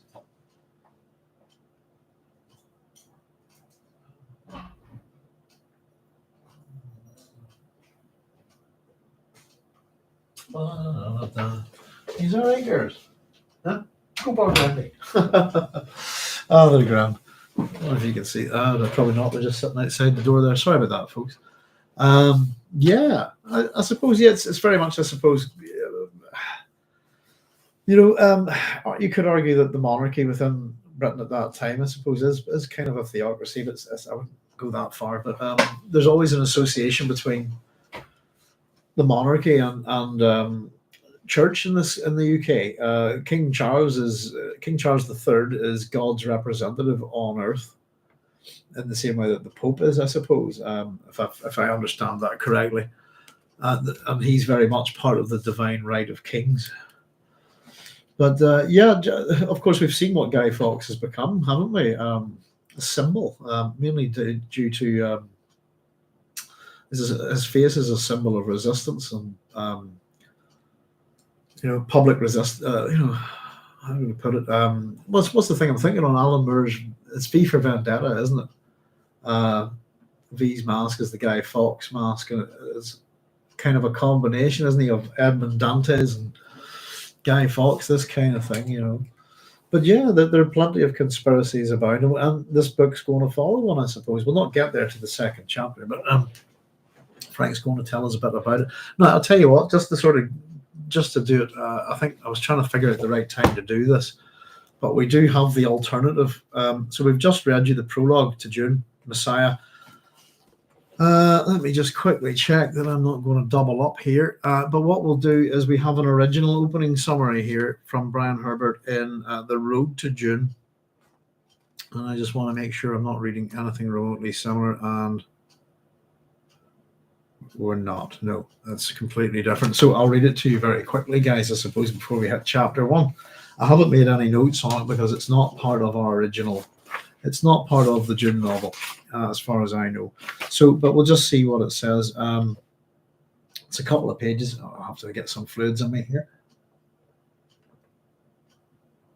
Here we go. The Bene Gesserits. So this is the original opening summary for Dune Messiah, and it's as published in the Road to Dune. The Bene Gesserits operated for centuries behind the mask of a semi-mystical school while actually carrying on a selective breeding program among humans. When the program appeared to reach its goal, they held their inevitable trial of fact. The records of that trial, in the case of the prophet Muad'Dib, betray the school's ignorance of what it had done. So this is more in line with that appendix that we looked at on the Bene Gesserit motives at the back of Dune, that they were ignorant of what their own role in things, and that they didn't understand that they were kind of part of another bigger plan. And so to me, that's the big mystery of Dune, whose plan. The program had its target, the breeding of a person they labeled the Kwisatz Haderach, meaning the one who can be many places at once. In simpler terms, what they sought was a human with powers of mind that would permit him to understand and use higher order dimensions. Pardon me. The school's proctors had the Mentat example from which to start. The typical Mentat, after his training, can solve many problems simultaneously. Sorry, a bit easy here. There we go. He investigates long chains of logic and circumstances, and to an observer, seems to arrive at his conclusions in a split second. As many Mentats have testified, however, the internal sensations of the computing process frequently are such that he may feel he has taken millennia to solve the given problems. One of the first steps in training Mentats is teaching them awareness of this time trick.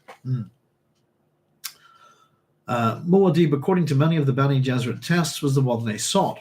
He was born Paul Atreides, son of Duke Leto, a man whose bloodline had been watched carefully for more than 1,000 years.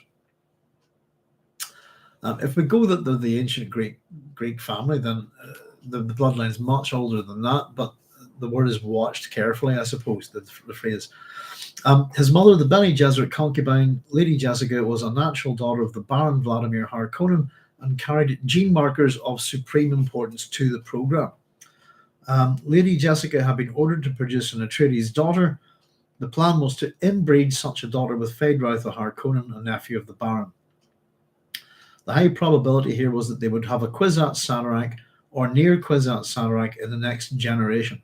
But Paul Atreides appeared a generation early when Lady Jessica deliberately defied her orders and bore a son. Excuse me. These two facts alone should have alerted the Bene Gesserits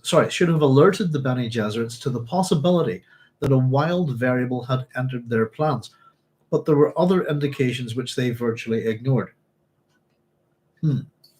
So 1. Paul Atreides as a youth showed ability to predict the future.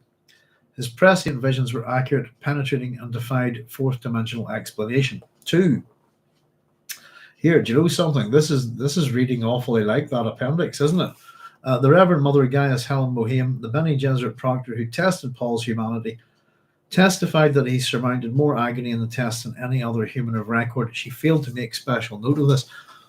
That is reading exactly like the previous appendix. 1 wee second, folks. The words are too similar. Well, in fact, the words are identical, as far as I can tell. Let's have a look. Appendix 3, because of the yes, taking the word because out. The Bene Gesserit's opportunity percentage blah blah blah blah.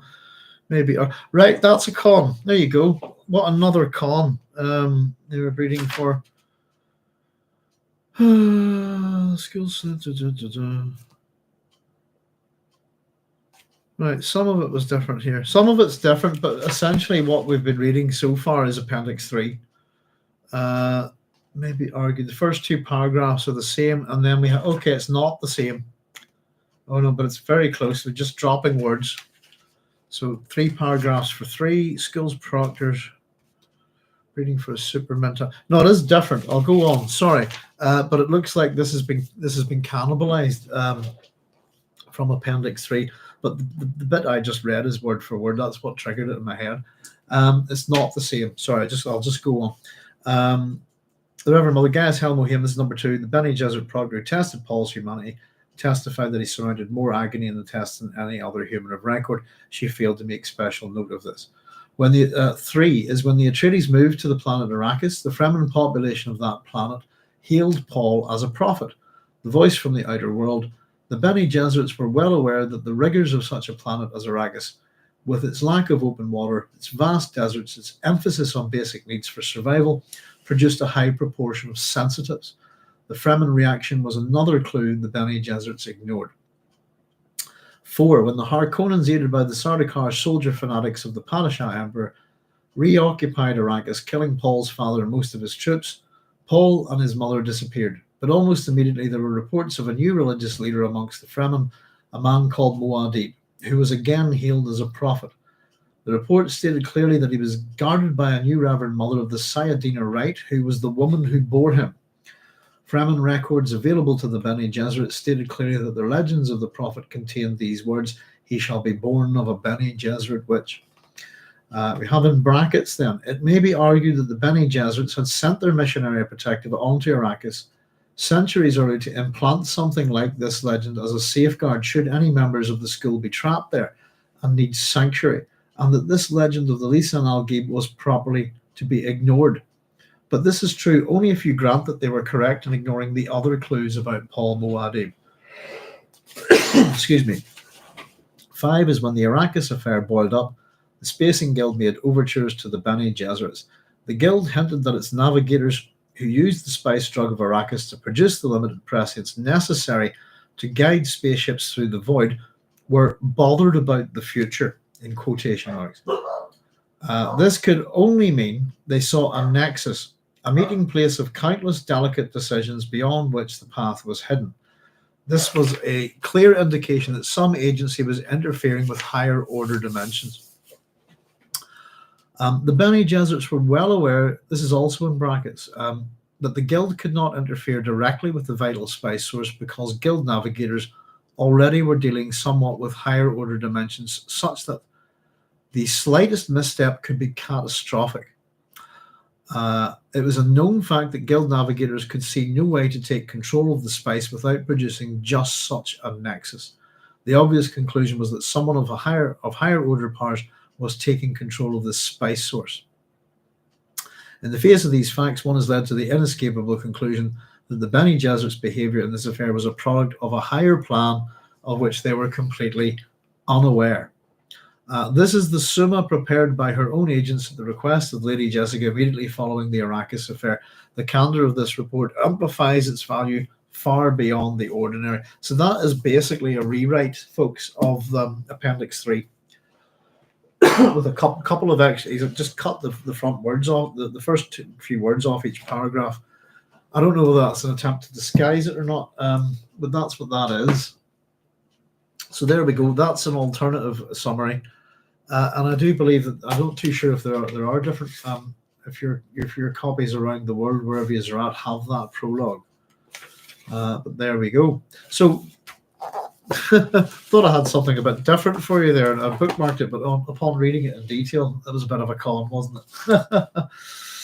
To call it an alternative opening to Dune Messiah is a bit weak. I think it is what it is. It's almost word for word Appendix 3. There we go. Let's see. Whose plan? Caravaggio says, whose plan indeed? I know it's. I have a rudimentary theory that the Fremen were conducting a proxy war against Chom in the original novel. That's a good idea. There's certainly, the Fremen have a relationship, don't they? And it's one of bribery. It's a conspiratorial relationship, isn't it? And it is interesting that I suppose it is. It's but yeah, whose plan is to me? But after getting through all 6 Dune books, and we had that wee thing where Frank talks about where he's taken the momentum of Dune up to a point he's just going to cut you off and let you fall and see what you do with it, which is a very strange attitude to have as an author with a book. But I have to say, knowing that Frank did that deliberately and understanding how he writes, I actually approve of it. I think it's part of Frank's charm is that he'll do things within these books, and some threads he'll follow, some of them he'll leave mysteries, and I think we've discovered a lot of these mysteries have kind of given Brian Herbert and Kevin J. Anderson a bit of a career. But there are some things I think it was part of the fun of. I'm also kind of sad in reading a set of books that are unfinished by Frank, if you know what I mean.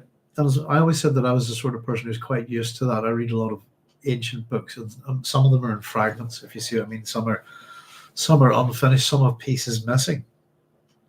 And so it's something that I'm kind of used to dealing with, and it does, the Cypriot, if you like. We've got the stories of the Iliad and the Odyssey, and we have the returns and a few other things in the Homeric hymns.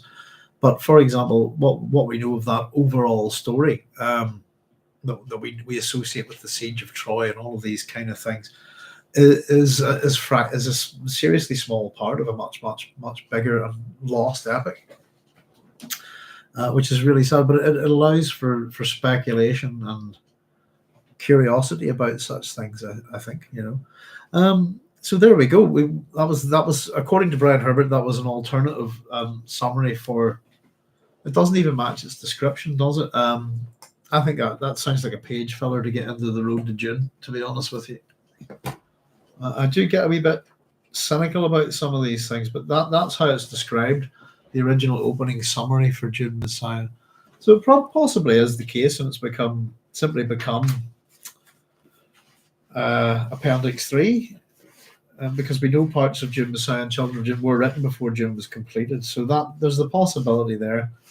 But if I was putting that into a book for Dune fans, I would have let them know that it's basically a rewrite of Appendix 3, thinking it's something completely new. It's a little bit, but not much. So chapter 1, folks, here we are, and we have our first epigraph. Let's just read it, shall we? Such a rich store of myths enfolds Paul Muad'Dib, the Mentat emperor, and his sister Alia. It is difficult to see the real persons behind these veils. Ladies, behave. Come on. Sorry about that. But there were, after all, a man born Paul Atreides and a woman born Alia. Their flesh was subject to space and time. And even though their oracular powers placed them beyond the usual limits of time and space, they came from human stock. They experienced real events which left real traces upon a real universe. To understand them, it must be seen that their catastrophe was the catastrophe of all mankind. This work is dedicated then, not to Muad'Dib or his sister, but to their heirs, to all of us. And this is a dedication in the Muad'Dib Concordance as copied from the Tabula Memoriam of the Mahdi spirit cult. Whoa, okay. Now, that's interesting. We talk about myths and the reality of the people here.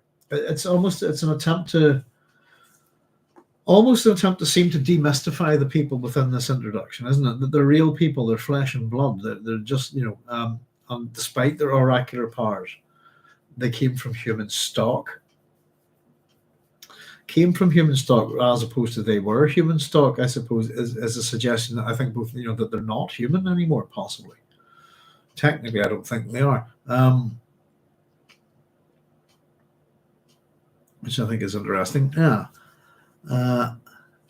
Paul Atreides and his sister Ali, the idea of the Kwisatz Haderach, I don't know if you get this, but if we're talking about breeding a particular type of being, they're clearly not humans, are they? I mean, they have all the appearance of it, but what a Kwisatz Haderach can do is not what a human can do.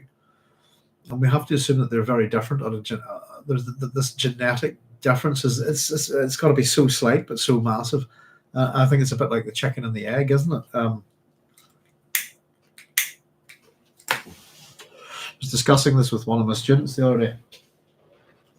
If you want to know which came first, the chicken or the egg, the answer is the egg. Because the thing that laid that egg wasn't a chicken, but it was exceptionally close to a chicken. It's the mutation within if you see what I mean, that creates the first chicken. So it's one of those things. Sorry, we're going heading towards Diogenes chicken here in a minute. It's always a fun thing. But I think it certainly is an attempt. The language here is to dehumanize them, or not dehumanize them. Sorry, to the opposite, to humanize them. It's difficult to see the real persons behind these veils.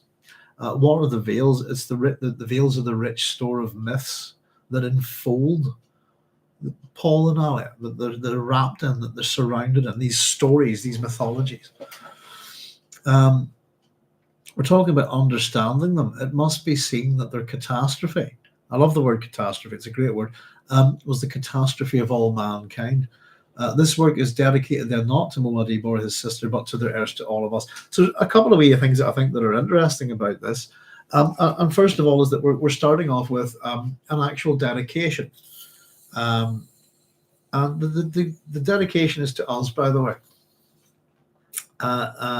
And I thought, as much as it says to Paul and Ali as heirs, to all of us, it's a dedication to us as well, the readers. And I actually think that's quite nice, that it's kind of just hidden within the text.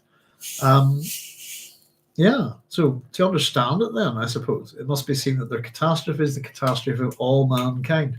So the catastrophe of these two characters, whatever this disaster that is going to befall them, that we're being told about here, is humanity's disaster. They're fundamentally linked to our own development, if you like, our society. Now, this is a dedication in the Muad'Dib Concordance. Pardon me. So a concordance is that, I suppose, people that they're... it suggests a disparity of views. Would it be the right way of putting it? That if you're having to have a concord, you're getting together to decide what you all agree on, I suppose. So this dedication in the Muad'Dib Concordance, an event basically, or work that is an attempt to sort of create mutual understanding of a person, if you like, in this sense, which is a bit like the goal of one of the goals of the CET, isn't it? And it's copied from the Tabula Memoriam of the Mahdi spirit cult. So Tabula Memoriam would be tabula is a slate or a table, I suppose, like, you know, your tablets that you would write on, old-fashioned tablets, where we get the modern term from. Tabula could also be a drum, I believe. Tabula is the word, tabula is the feminine plural, I think, in Latin. So basically, another one of these texts. It's going to be, I suppose, we're going to learn about these in a moment. And I suppose let's have a look. Catastrophe, by the way, this is a great word. It's very apostrophe. Kat is the word for down in Greek, and strophe, or is strophe is what it becomes. It's to turn, or a turning. So a catastrophe is a sudden downturn of events, or just a downturn, really. Yeah. If you think about the apostrophe as a sudden downturn, I think that's quite good. They're very similar words.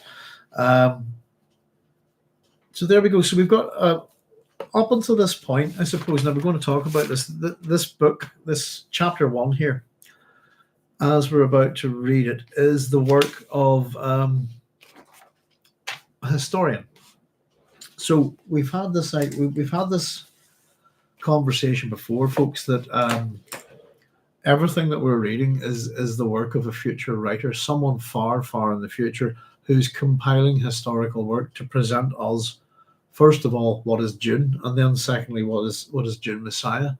So how particularly almost all of our epigraphs within Dune are from, I think it's only the first appendix is from Pardo kinds, but they're all from Princess Irulan, who's been placed in the position of what seems to be some kind of literary historian within Muad'Dib's court. Now, the interesting thing is, I suppose, we're going to see lots of different sources here. And that's quite possibly because if we consider at the point where Irulan is writing, I would say it's in the future of this, as in her epigraphs in Dune, because Irulan's going to be a major character here. She's one of the antagonists, if you like. She's almost an antagonist protagonist, to be honest, and we get to see a lot more of her. I suppose in particular the female characters that we're going to see a lot more of, that we haven't really seen that much of in Dune. And we've seen plenty of Lady Jessica, but Alia, very little. Where Alia turns up is just absolutely brilliant. And of course, Chani, not so much. Where they do act and where we do get to see these characters, they hold their own usually in one particular chapter. And again, Irulan's virtually unknown to us. So we're going to meet her as well. And the bulk of the key characters here within this book are female. And it's not quite the way, I suppose, where we view Dune, actually, where it's the opposite. But of course, as always, Herbert plays with gender in all sorts of ways within these books. So here we go. What we're going to be reading then is from Bronso of IX. And just to say that this is going to continue on in the similar vein to a prologue. It's almost as if that's one thing he's put in as an example, but this is almost in a sense his prologue to the book. And so what we're about to read is an analysis of history, Muad'Dib by Bronso of IX. And this is the kind of thing that Frank would normally have as an epigraph.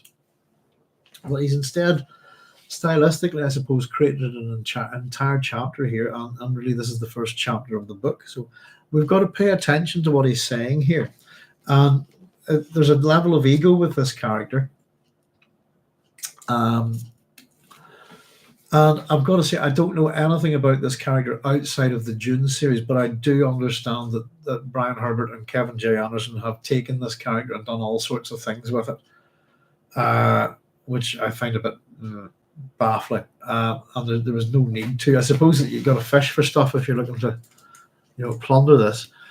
So Muad'Dib's imperial reign generated more historians than any other era in human history. The very first thing we're going to be talking about is history here. So most, we're told, argued a particular viewpoint, which is jealous and sectarian, which is an interesting word to me. But it says something about the peculiar impact of this man that he aroused such passions on so many diverse worlds. So, interesting, I suppose. More historians than any other era in history. Most of them argued a particular viewpoint, which is jealous and sectarian. So, to be sectarian, you have to be. To argue sectarian, I think you have to be it. The suggestion, jealousy, that such a negative emotion, isn't it? Pretty useless.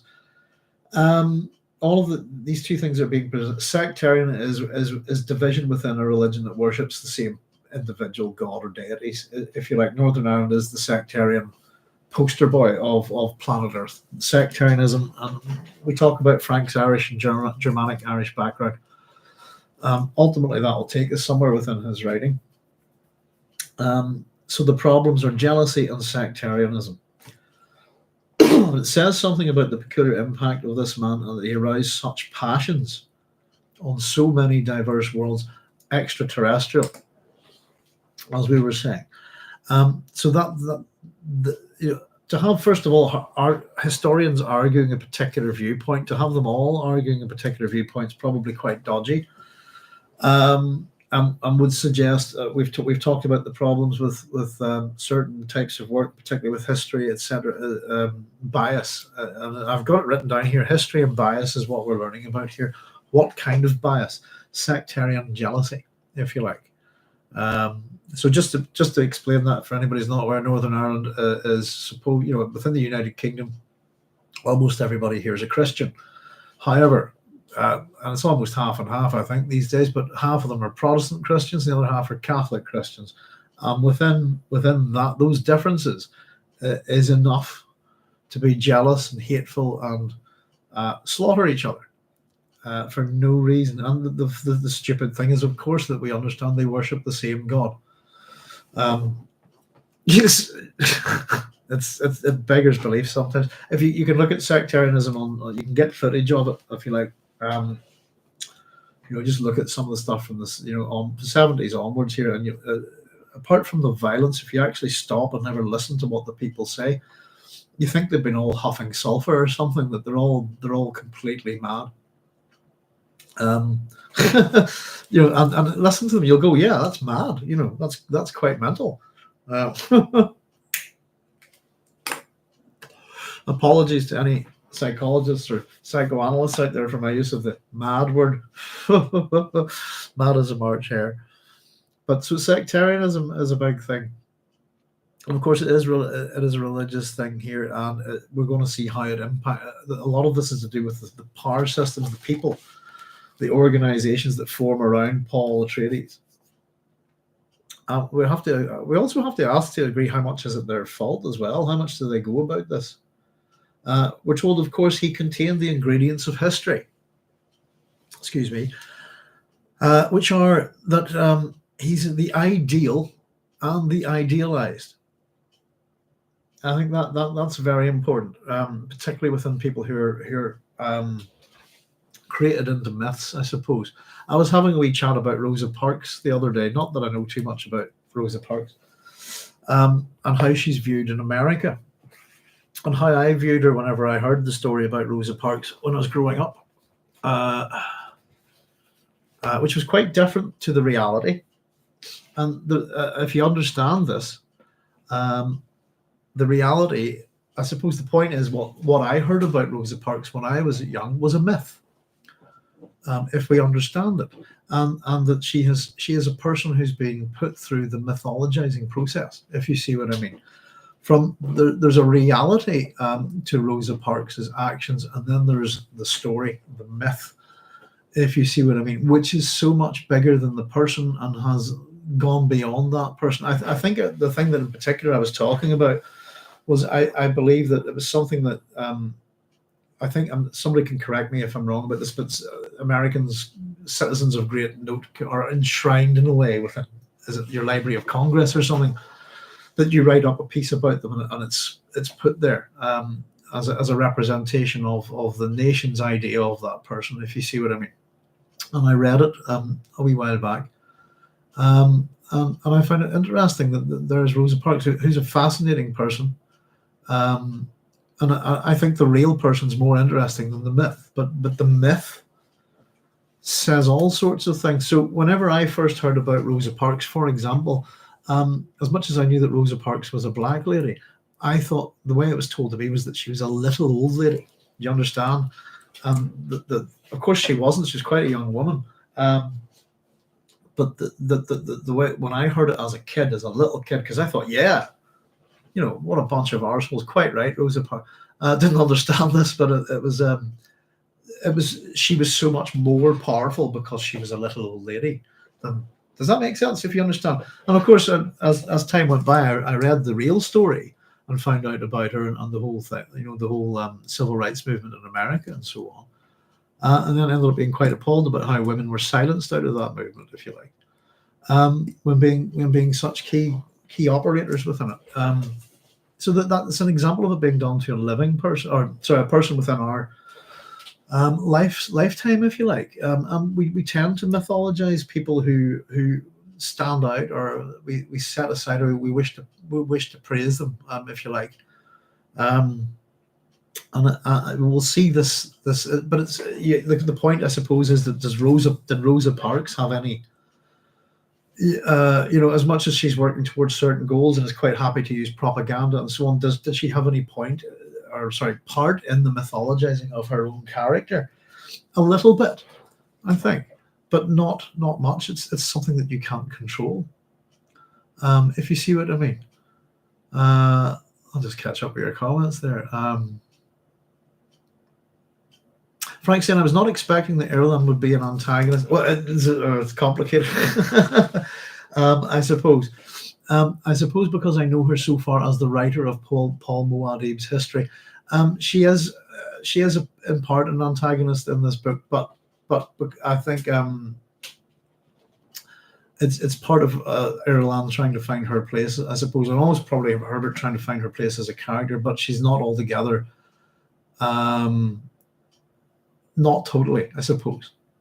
I don't want to say I'm going to spoil it, Frank. Sorry. Ireland's an interesting character, and we'll see her grow quite well, I think, in this book. But that's the thing. We do have a viewpoint of her from all of these. How do we put it? From all of these epigraphs, and the one thing that we have been pointing out as we've been reading the epigraphs in Dune is you've got to read them with a pinch of salt. They're all propaganda, and they're all written from, and so this is the point, is that there's a point of bias within them, and what you're reading within the epigraphs of Dune is not the truth. And this is again why these books are kind of tricky for us to decipher sometimes, from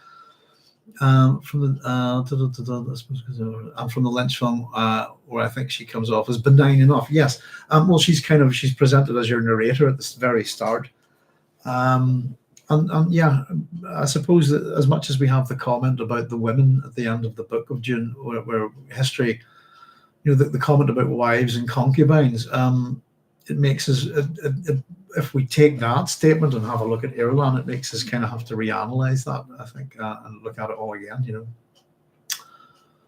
There's Ryan the Scar saying, cheers, everyone. Hi, Ryan. How you doing? There's Caravaggio saying, cheers, Ryan.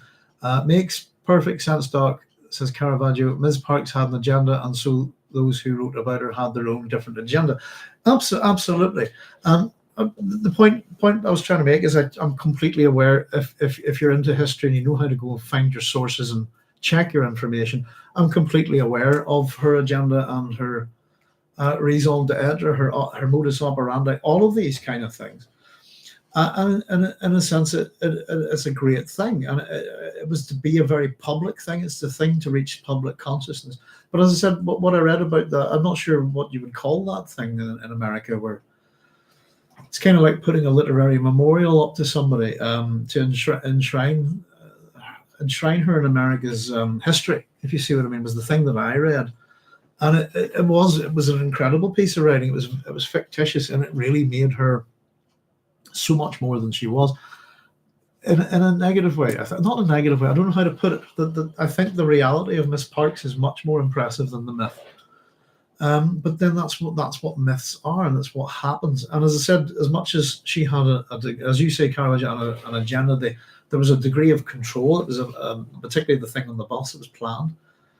But it's I'm somewhere, and if you think about not the internet, how I heard that story, if you think about it as a kid growing up in the 70s, how it reached my ear, and I'm not even sure how it did, but I just heard this story about this. It was this little old lady, and as a little kid, what's wrong with these people? Little kids have don't have much of a filter in terms of some of these things, but she seemed so impressive and has remained so, by the way, as a human being. But I thought of her as I don't know if if anybody knows about Thermopylae or something, the idea of a granny being able to hold off an army with a broom, this kind of thing. That's how I used to think of Rosa Parks when I was a kid, which is very, very interesting. But it was a story told, if you see what I mean. And the story had taken elements of what really happened. Much of the truth remained, but everything was exaggerated for effect. And yeah, it becomes a David and Goliath thing, doesn't it? This kind of thing, So this is what we're really going to see happen in this book, I think. And it's it's if you've seen things like Life of Brian, we can see how sex and splinter groups and all of this kind of thing can develop easily. So I'm just going to open the window here and let a bit of smoke out. There we go. The whole thing was a conspiracy, Doc, in a technical sense. Yeah, a bunch of people got together.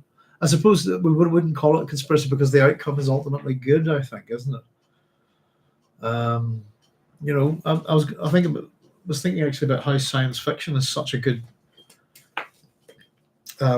breaker of taboos and things like that, and how it gets away with it, if you see what I mean. So here we go. Of course, we're told he contained the ideal, so he is the ideal. And if we understand things like hero worship and where our gods come from, I don't want to offend anybody, but if we look at particularly hero cults and so on, what you have is a particular individual who has done something.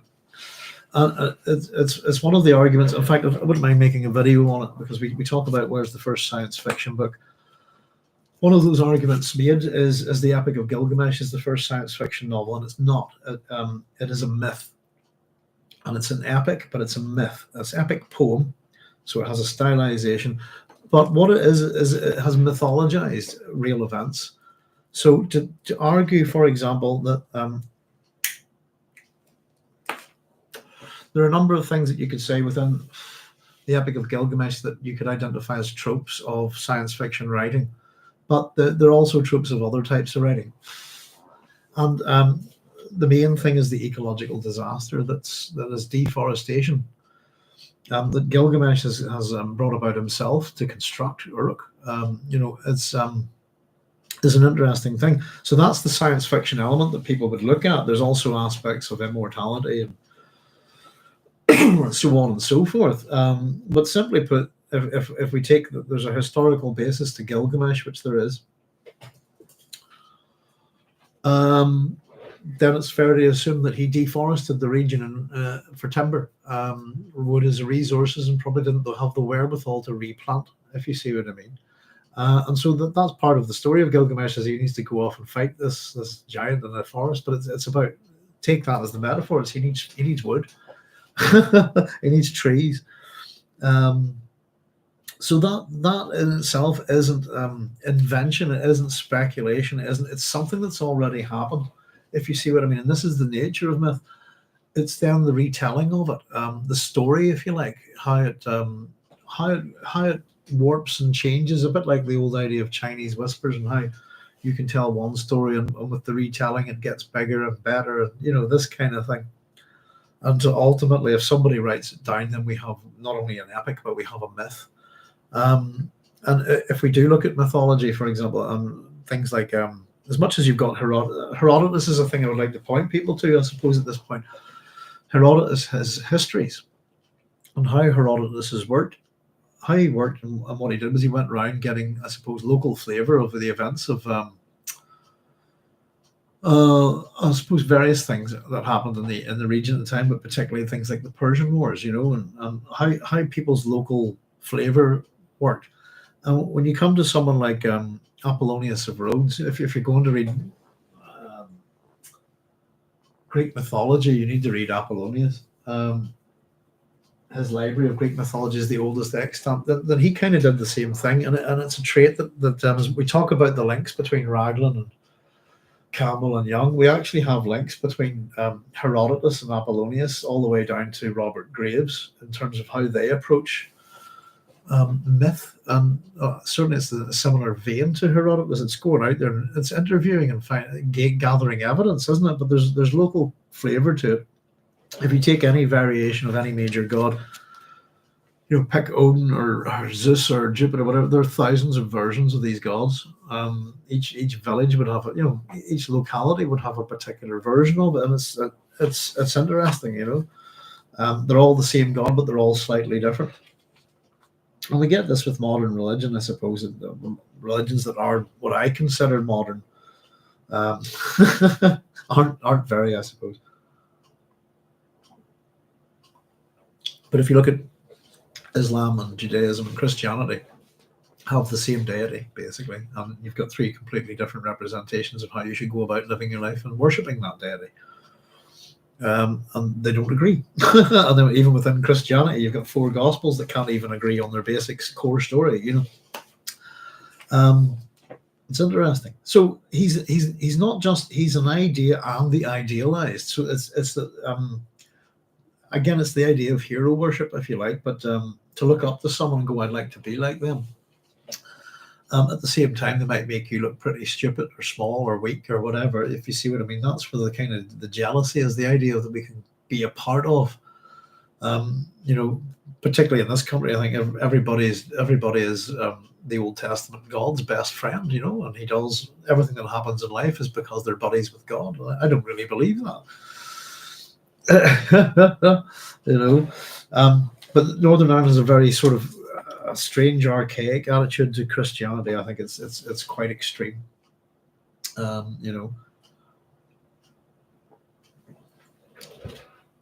think we've got one of our local strange churches, which is part of some kind of weird church in America. I think at the minute under investigation in the news.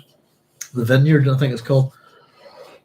Sorry, I think I said that there's a bit of rioting going on in Dublin tonight, and the place is on fire for some reason. I haven't had a look into it, but I wonder what that's about. So these are the sort of people that we make heroes out of, and of course we tend to worship them.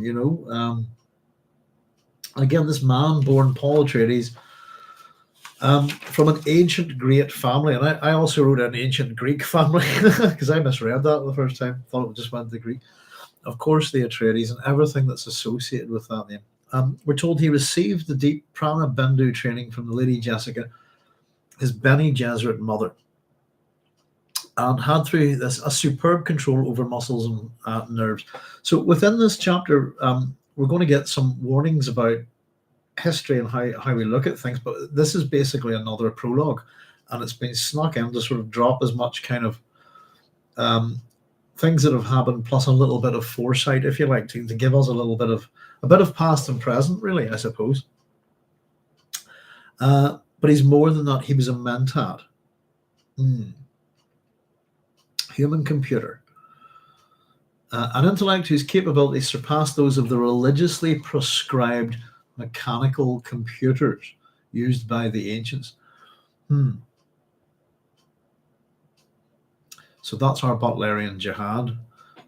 It's interesting, I suppose, that little bit that we read from The Road to Dune had that sort of discussion that the Bene Gesserit used as a benchmark, if you like, a placeholder, a place to begin with their development of the Kwisatz Haderach seems to be the Mentat, according to that. So here we get this term, our Kwisatz Haderach. If anybody's not familiar with any of these terms, we have encountered loads of them and defined them before, but if anybody wants any of them explained, of course, Herbert's doing a lot of this for us here. Muad'Dib was the Kwisatz Haderach. The Sisterhood's breeding program had sought across thousands of generations. The Kwisatz Haderach, then, one who could be many places at once. This is the idea of bilocation, if you like. And we're told this prophet, which we keep getting reinforced, Paul's the prophet, this man, through whom the Bene Gesserit hope to control human destiny. Not just the empire, but human destiny itself. For what purpose, I always wondered. This man became Emperor Muad'Dib and executed a marriage of convenience with a daughter of the Padishah emperor he defeated. And then here we go. This is the bit, and I think this is the key, one of the most important things to reading Frank Herbert. There we go. It's the paradox. And again, if anybody wants to look at the very last video of my PhD series, the conclusions that we come to, paradox is his thing. And we will find a lot of it. And we're getting some paradoxes, I think, within the first book, but really for them to work properly, we need to get into the story a bit. We need to not bypass, but we need to get past the first Dune book. So paradoxes are great. I love them. Think on the paradox. Okay, what is the paradox? The failure implicit in this moment. For you surely have read other histories and know the surface facts. And I like this. So this is direct address by Bronso of IX. If I was teaching this as an English language class, this is what I'd be pointing out to you. You is what he's saying. For you surely have read other histories and know the surface facts. Well, we've read Irulan's histories and whoever has composed Dune. And what we're getting here is a sort of discussion on history and how it operates in a wee way. And Bronso of IX really trying to push his history over everybody else's, I think, but for certain reasons. And this is why he's already told us that this is the time that's produced more historians than any other in time. And this has to be including him, I suppose. Depends on where Bronso is writing from. Which I've actually asked. The next thing I've asked is, who is Bronso of IX? And is he the only real historian in Dune Messiah? ? And then I've written next to that, Irulan ? But he's telling us that you've probably read other histories, which let's assume we've all read Dune, and we have, and we know the surface facts. Okay, we do.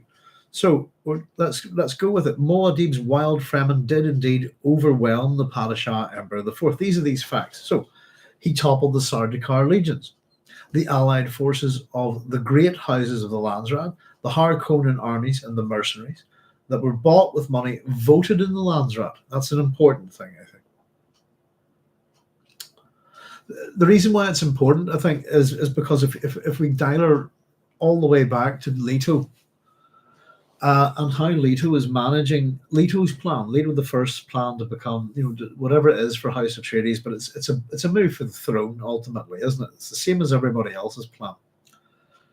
And particularly with Paul, it's the threat of legal action in the Landsraad really that there's a legal aspect to how Paul deals with the Emperor. And it was often suggested that Leto was the great. Leto's loved by everybody in the minor houses of the Landsraad, this kind of thing. We also did point out way back that was also propaganda. If we understand that at this point, that the Harkonnen armies and the mercenaries were bought with money voted in the Landsraad, then what we did read about how the Landsraad considers Duke Leto was propaganda, absolutely, because it seems that at this point here they were happy to move against Paul, even though it's not overt or direct. It's a vote to give funds to their enemies. So once again, if we do consider Leto Atreides, and you probably think I don't know if you agree with me. I've been quite harsh about him. I think how Leto's presented as in propaganda and what he actually does and says are two very, very different things. But I just thought that was kind of interesting, that the money was voted in the Landsraad. He brought the Spacing Guild to its knees and placed his own sister Alia on the religious throne. The Bene Gesserit had thought their own. Now, the religious throne, I'm going to have to assume, is a secondary throne that runs hand in hand with the imperial throne. And as much as we talked about, and so this is part of the problem. It's as much as we were saying about Rosa Parks, for example. Caravaggio says that she had an agenda. So those who wrote about her had their own different agenda. And it's exactly true. Paul has an agenda, and there is a religious aspect to it. It's the basis, as much as we could look at Melange being the basis of, Paul's power base. Religion and the way that the myths and the mysticism that have developed around him is actually much more of a powerful power structure to them, particularly in terms of keeping the Fremen under control.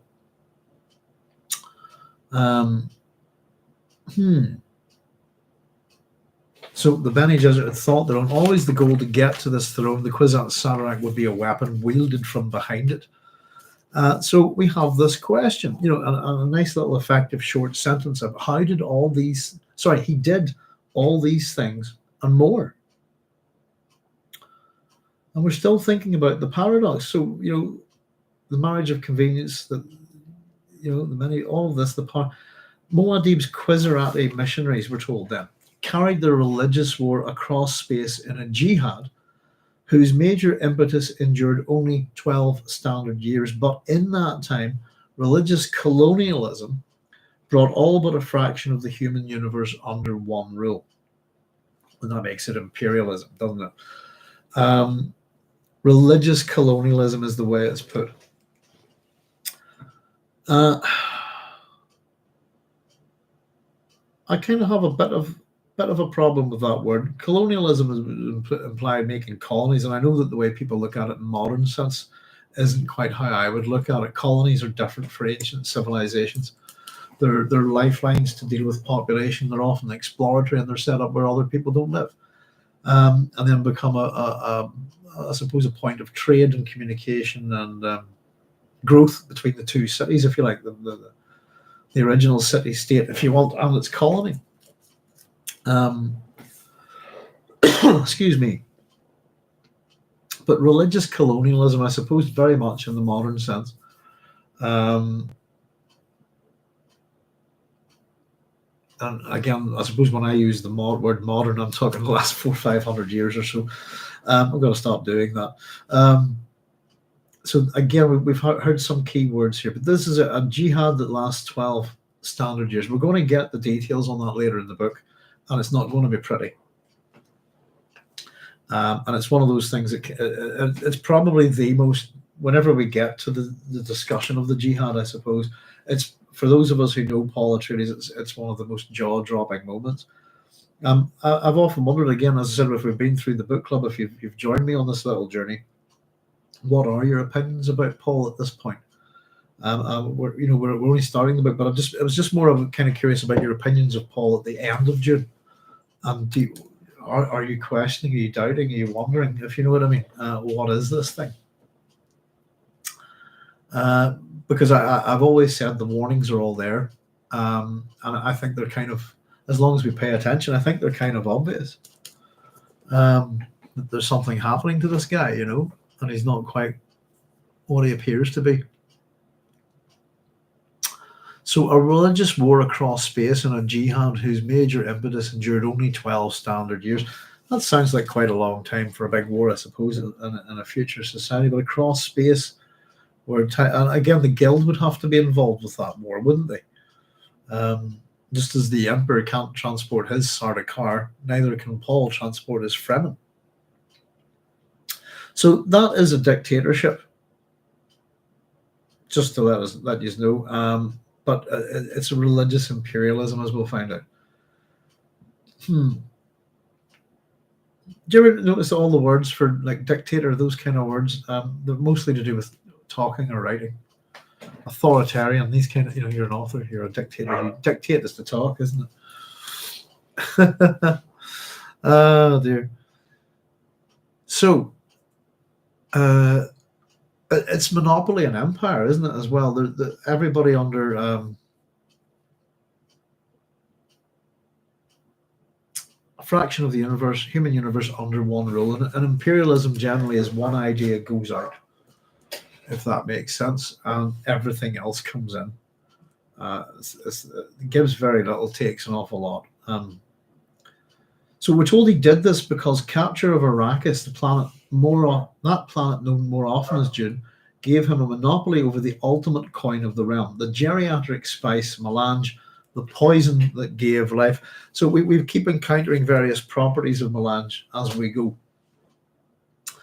And this is quite a good little paragraph on that, because he tends to throw his pieces. Oh, it does this, it does that, etc., etc. Here's actually a good little detailed summary of it, but the key part of it is at the end of this paragraph. So it's the monopoly over the ultimate coin of the realm, the geriatric spice melange, the poison that gave life, melange, another ingredient of ideal history, Bronso of IX tells us. A material whose psychic chemistry unraveled time. That's impressive. And I suppose we have these following few paragraphs. Good writing here from Frank, I think, reinforcing some of the ideas. Without melange, the sisterhood's reverend mothers could not perform feats of observation and human control. Without melange, guild steersmen could not navigate across space. Without melange, billions upon billions of imperial citizens would die of addictive withdrawal. And that's one of the key things that we've always said this to everybody who's been reading along. That piece of information, I'm pretty sure we get the sense of it, but I don't think it was overt in the first book. But we always talk about that if you take melange, if you have withdrawal, you die. And with number 4 here is, without melange, Paul Muad'Dib could not prophesy. So there's the paradox part of that as well, isn't there? The failure implicit in this moment. It works on a number of different levels, but yeah, you can see the future as long as he's got this drug. And I suppose we get it with Ali as well, that you have to, the more you use this drug, the more and more you have to take of it. So simply put, and there we go. I quite like doing these wee things in the book club. Would die because, do you know something? It's going to happen, isn't it? Not in this book, but there we go. There are billions and billions. The death toll of Dune and of the entire Dune series probably would get to the trillions, I think.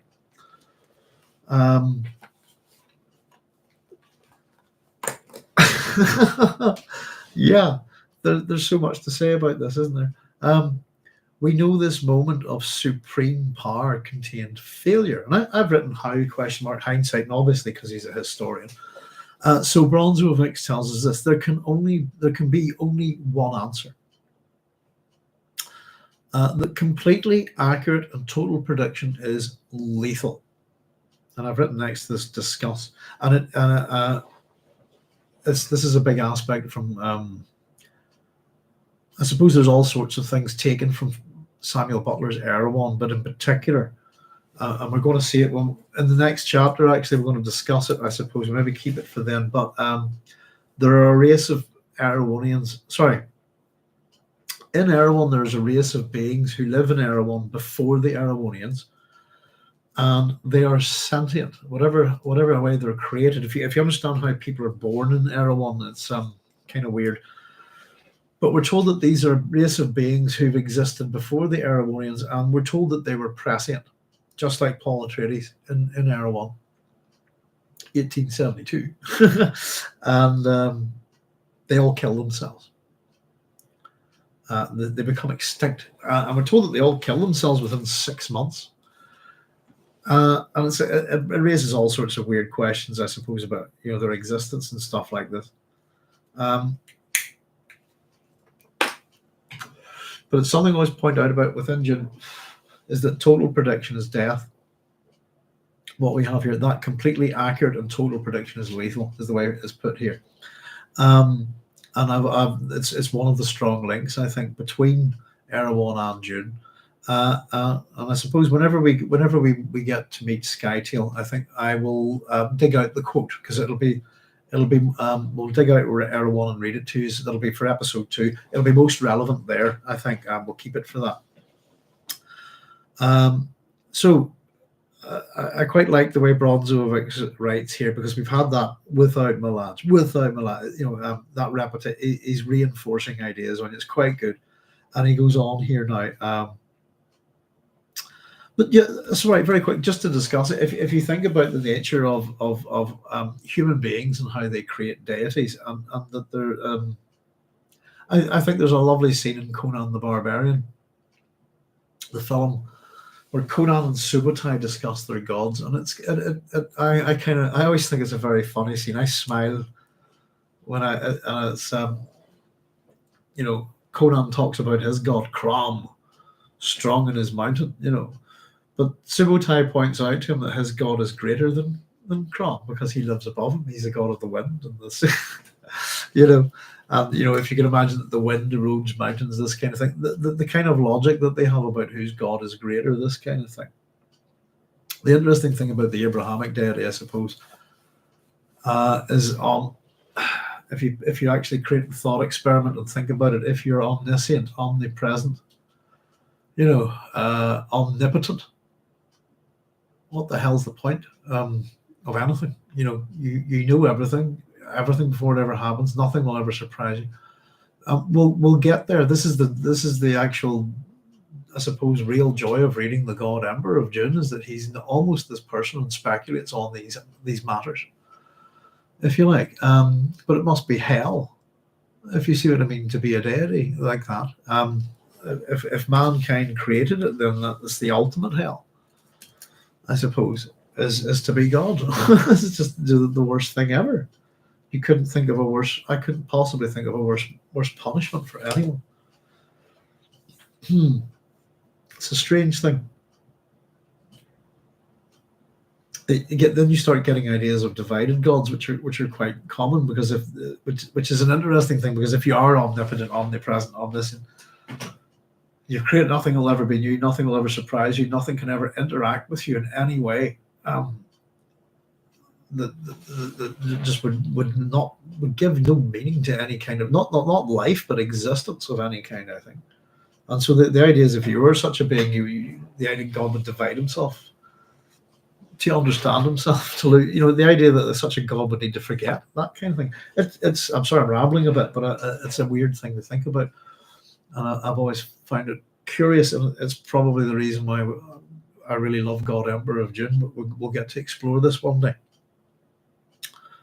I think it's the idea of Abraxas, if anybody's familiar with it. That it doesn't really matter. Abraxas, Leto II's modelled on Abraxas, the deity. And it's kind of Abraxas almost sort of answers all of those questions. Well, if you were omnipotent, omnipresent, and omniscient, all of these things. What's the point? And why would you bother creating man or doing anything? And so the idea is for something new, if you like, that, and therefore that mankind doesn't need to be good or evil, just simply different, entertaining, new. It's interesting.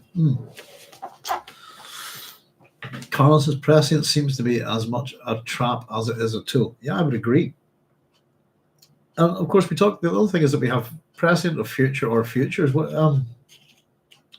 Whenever we get through these books, we have to ask ourselves a question: how prescient are these people? Shouldn't we see everything coming? I suppose we're going to learn a bit about that in a minute, I suppose. Total accuracy. Sorry, there can only be one answer that completely accurate and total prediction is lethal. So here we go with other histories. This is a discussion that we started off with this in this chapter, if you remember, that other histories argue a particular viewpoint which seems to be generally based around the same idea, but are jealous and sectarian. But let's see what the other histories point out. So other histories say that Muad'Dib was defeated by obvious plotters. And here we go, this conspiracy, the plot that involved the guild, the sisterhood, and here we go, folks, for the first time, the scientific amoralists of the Bene Tleilax and their face dancer disguises. So here we're going to get probably the series' major antagonists, if you like, is the Bene Tleilax. They're mentioned probably just once. Home of the Twisted Mentats in the appendix of Dune, I think, and that's it. So Tleilaxu got a couple of different things for you just to run with this. I have it that it's a word for salamander in the Nahuatl dialect of the Aztecs. I also have another thing that says that Tlatlax. Oh, here we go. Sorry, a bit hard to say this. Tlatlaxtli is also a Nahuatl word, and also means nefarious person, which would seem to be a contradiction in terms of bene being good, if you like, in Latin. So that's my source for that's Frank Herbert, and I've had a wee nosy about the internet. So we've got two options for the Bene Tleilax. Either something to do with a bit like a salamander.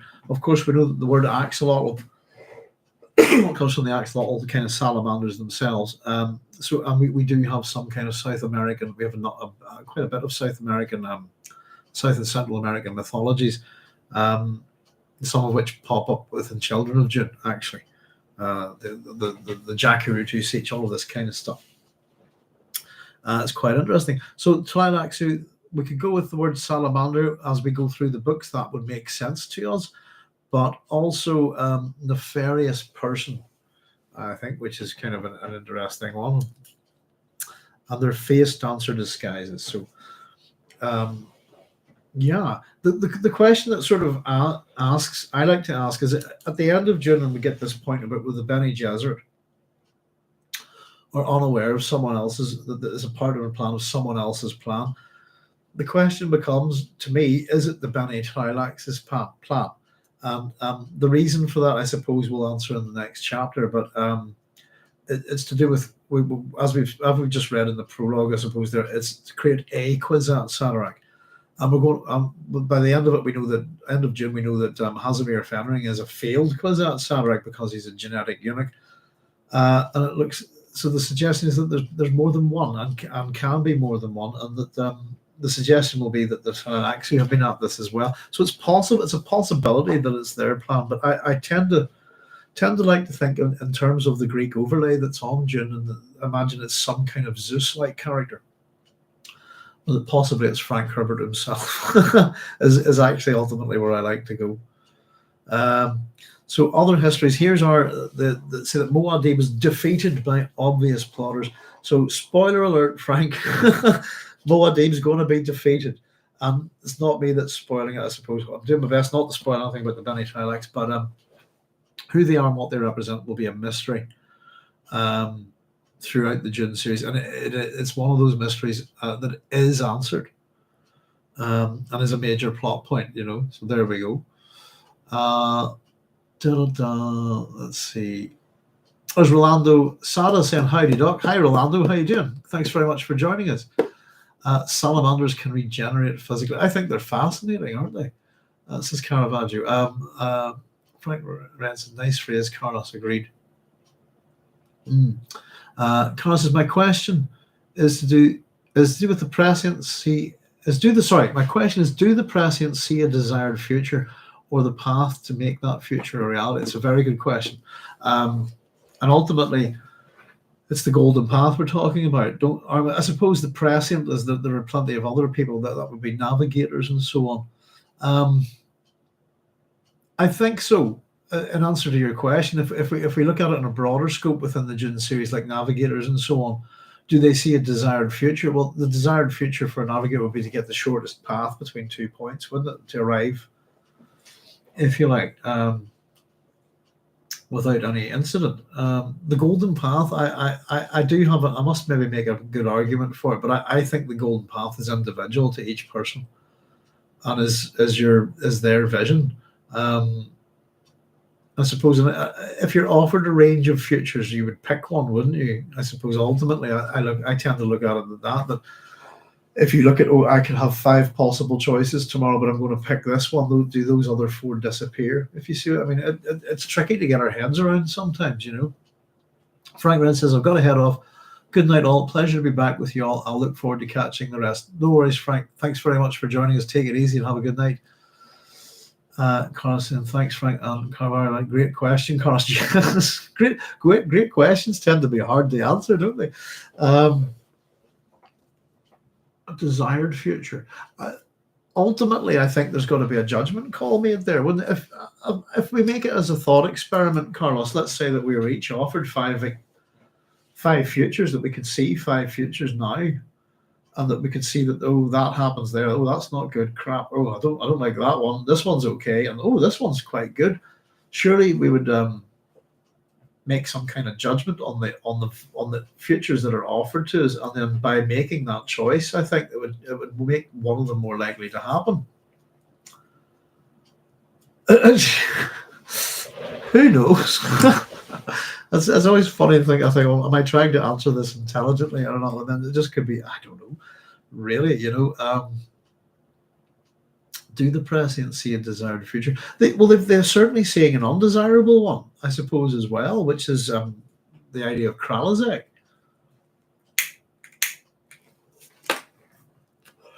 But you see, you could also look at that as the fear, the impetus, the stick, if you like,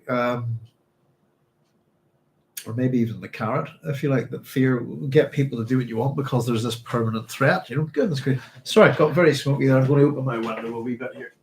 Get some of that out. There you go. That should be a bit better. Clear a bit. Ooh.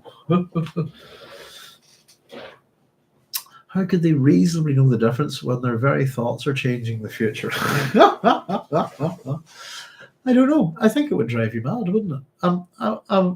I wrote a story a long, long time ago that was kind of my response to Dune. And I finished the story, but I didn't like the way I wrote it. And it's one that I'm going to try. I wanted to try and rewrite. My story is called The 7 Suits of Erskine. And it's about a man who it's not quite prescience, but he can see the future history and past history of molecules, if you like. It's a weird thing. I kind of wrote it. I suppose we were talking about this kind of thing earlier, but I was trying to write something in the style of Philip K. Dick all those years ago. We were having a wee chat about how Philip K. Dick was trying to write something in the style of A. Van Vogt.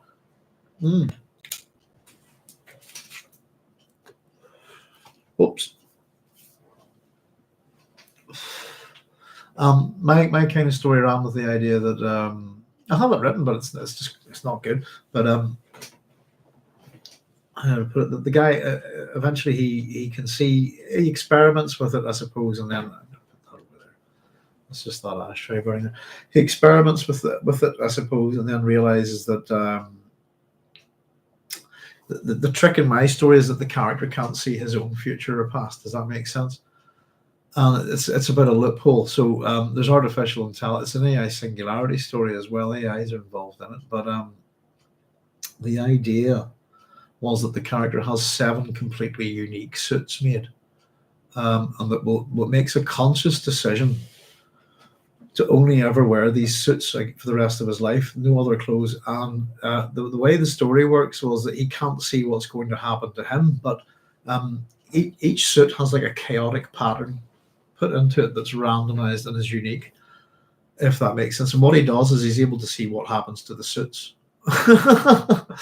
And the idea would be that whatever happens to the suits happens to him, because he would be wearing them, and that there'll be nobody else will get their hands on these things. And then at a certain point, having done this and making this, then a set of futures open up when he's able to see all sorts of things, but all of them culminate, and regardless of which suit he's wearing, with it being filled with bullet holes on a certain day. And the story kind of is how he starts to go about trying to prevent that from happening. I used to quite enjoy trying to write things like that. They can do your head in, you know. How could they reasonably know the difference when their thoughts are changing the future? Isn't and you know something, Caravaggio? It's a great point. The great points that you're making. Isn't that exactly what Frank is saying about the Bene Gesserit? And the problem with all of these things is that they forget that they're part of it, and that their actions cause change. You know, how could they reasonably know the difference when their thoughts are changing the future? I suppose it's, I don't know. Exactly, Carlos says, exactly, Caravaggio. Every decision would change either the future itself or the conditions necessary for that particular future to crystallize. Yeah. It would have to be something that's constantly in flux. I think it would be very chaotic, and I suppose we can understand how could they reasonably know, Caravaggio. If not, I suppose Frank's away, we won't spoil it for him too much. But if we understand what happens to Ali and what's wrong with Ali, that suggests, you know, that's not necessarily being a Kwisatz Haderach, but a result of being preborn, if you like. But I would imagine that most people would have a hard time keeping their heads right, and ultimately, yeah, every value judgment they make will change the future. It's sometimes we've just got to go with it, though, don't we? There are many flaws in this story, I think, but it's easy to get into them when we hit things like, you know, time travel can be obviously a very complicated genre to write in if you want to consider it a subgenre, this kind of thing. And it is the one thing that's we've talked about how Brian. Some people are very happy with Brian Herbert and Kevin J. Anderson's work. They're reasonably well written books, if you know what I mean, that are kind of popular and refeed the Dune universe back out to its fans. But the problem with to me, a lot of the problems, apart from the authorial voice, is the only thing that really ever bothered me. But the more and more they do it, the more and more things that they mess up within the original story. I think that they're as much as there is paradox within. And I will get you a couple of quotes on Frank Herbert talking about paradox. And it's a big. I had to do that in the paradox. It's a big part of his writing, and I think that the more that they invest in that world, the more they muddy the pools of the original, if you see what I mean, and send ripples out that affect other things. It's a similar kind of thing, I suppose, you know. Kind of a good point, Doc. Going insane would be an obvious sign you went wrong somewhere. Oh dear, dear. I think it would be very hard for the human brain's designed really to cope with certain things, isn't it? But how do they filter it? You know, how do they control it? And what is the future? But it could be anything from any given second, you know. I suppose the other thing, guys, is I'm going to have to blow my nose a wee second here. Hang on.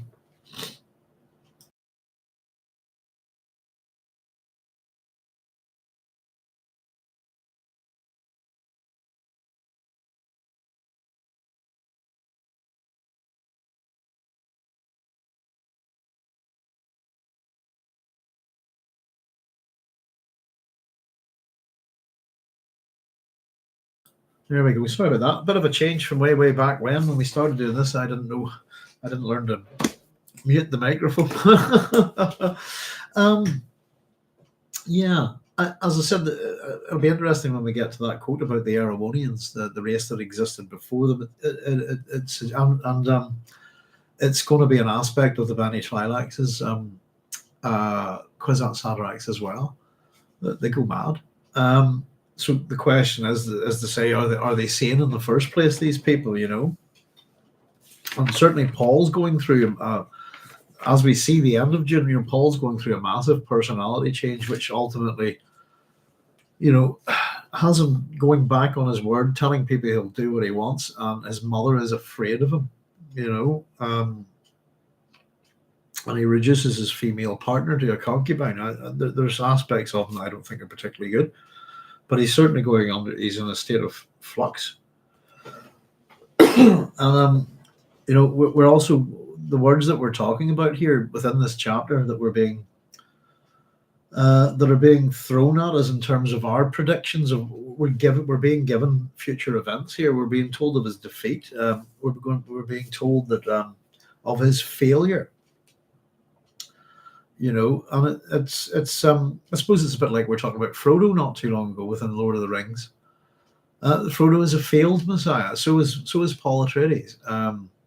Of course, he's going from Messiah to prophet, I suppose, and it's one of those things that also, whenever we look at an individual who comes under hero worship, this kind of thing, it tends to be that almost like a demigod. Whenever their human nature tends to be revealed, they tend to get relegated to being a prophet, this kind of thing.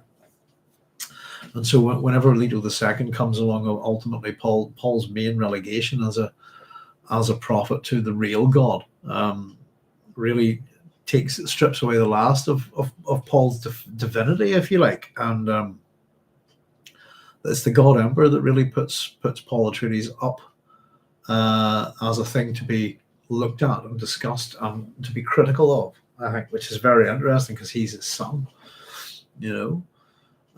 Sometimes sometimes insanity is the only sane response. Laughing out true, and Carlos Crusalis, you've got to keep the loonies off the grass, is what me and my wife keep saying. Was it the Pink Floyd? The lunatics are on the grass. You've got to keep those loonies off the grass. I don't know. They're running the show these days, I think. Something like that. Oh dear. So yeah, total prediction is lethal. Here we go. Other histories then. Again, this phrase. Point out that spies in Muad'Dib's household they make much of the Dune Tarot, which clouded Muad'Dib's powers of prophecy. Aha. We'll come back to that. Some, and this is more histories, show Muad'Dib was made to accept the services of a Gola, the flesh brought back from the dead and trained to destroy him. So we're getting lots of doom and gloom signals here, aren't we? And it's not going to be quite what we think. Jumping back a little bit there, the Dune Tarot is interesting. And I think I remember using an image from the Dune Tarot way back when. I wonder if somebody actually made them, but let's have a wee look. Somebody had done some really good art on the Dune Tarot. I think it was particularly a Gaius Helen Mohiam card. Dune Tarot. Yeah, have a look out there. I'm not quite seeing it. We got to see it in the Children of Dune, didn't we? The TV series. Oh, there we go. I'm having a look at it now. And you'll find it in there we go. Tell you what. So maybe if you have a wee nosy about, I don't know, maybe somebody's made a Dune Tarot card deck. Not particularly into such things. What are we looking for? We're looking for the. I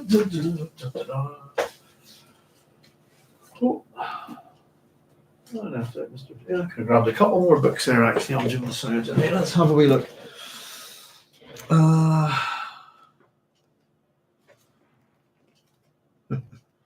There we go. Have we got anything? There we go, folks. For anybody who's got the Dune Encyclopedia, which is rather good, We have a representation of.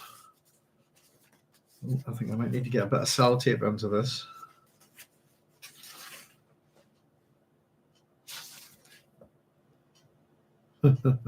Yeah, the fictional writers of the Dune universe. We have Harry Benato, the editor, from the year 15,540.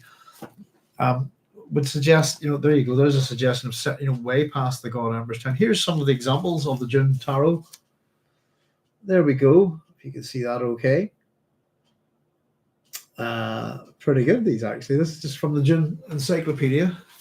We had there from left to right the Great Mother. There we go. The Universe, the Wanderer, the Great Worm. Yeah, excellent. Wawi. We have Al-Lat, and then we have Ixion. The Wheel. So there is a nice wee section within the Dune Encyclopedia. The secrets of the Dune Tarot are said to be revealed in the Azar book, but its obscurities only pique the inquiring intellect and convey nothing to the uninitiated. Some revisions of the Orange Catholic Bible confirm some of the symbols, but these spurious editions have unreliable origins in older, abandoned faiths from the time before space travel. Scholars date the tarot from more than 20,000 years ago and find in the Dune Tarot some symbols common to cultures as diverse as the Bene Gesserit and the Fremen. However, initiates in the mysteries refuse to divulge any secrets of the temple and indeed refuse to acknowledge that temple exists in physical and not just in ideal form. Tarot deck has 78 cards, etc. It's blah, blah, blah. So it's total 77. Joker fill is unnumbered in the pack. There we go. Something very good. Don't know anything particular about it. Oh yeah, it goes on a fair bit. Actually, I'll not go into it, but it looks like they've pretty much done quite a good wee bit. Head cards, right hand, left hand, right foot, fate card, left foot, loins, all of this stuff. All sorts of stuff. And there's D-Wolf right next. But that's what anybody wants to have a wee squig on. So the idea of the Dune Tarot is, we've talked a wee bit about this, is it's considered a form of oracle, if you like, for those who believe in such things. We have what I keep pointing out is there's a number of science fiction authors at this time, which Philip K. Dick included, were writing books using things like the I Ching. So our oracles that we could substitute here. We've got things like the tarot cards, rune stones, I Ching, anything like that. Tea leaves, if you want.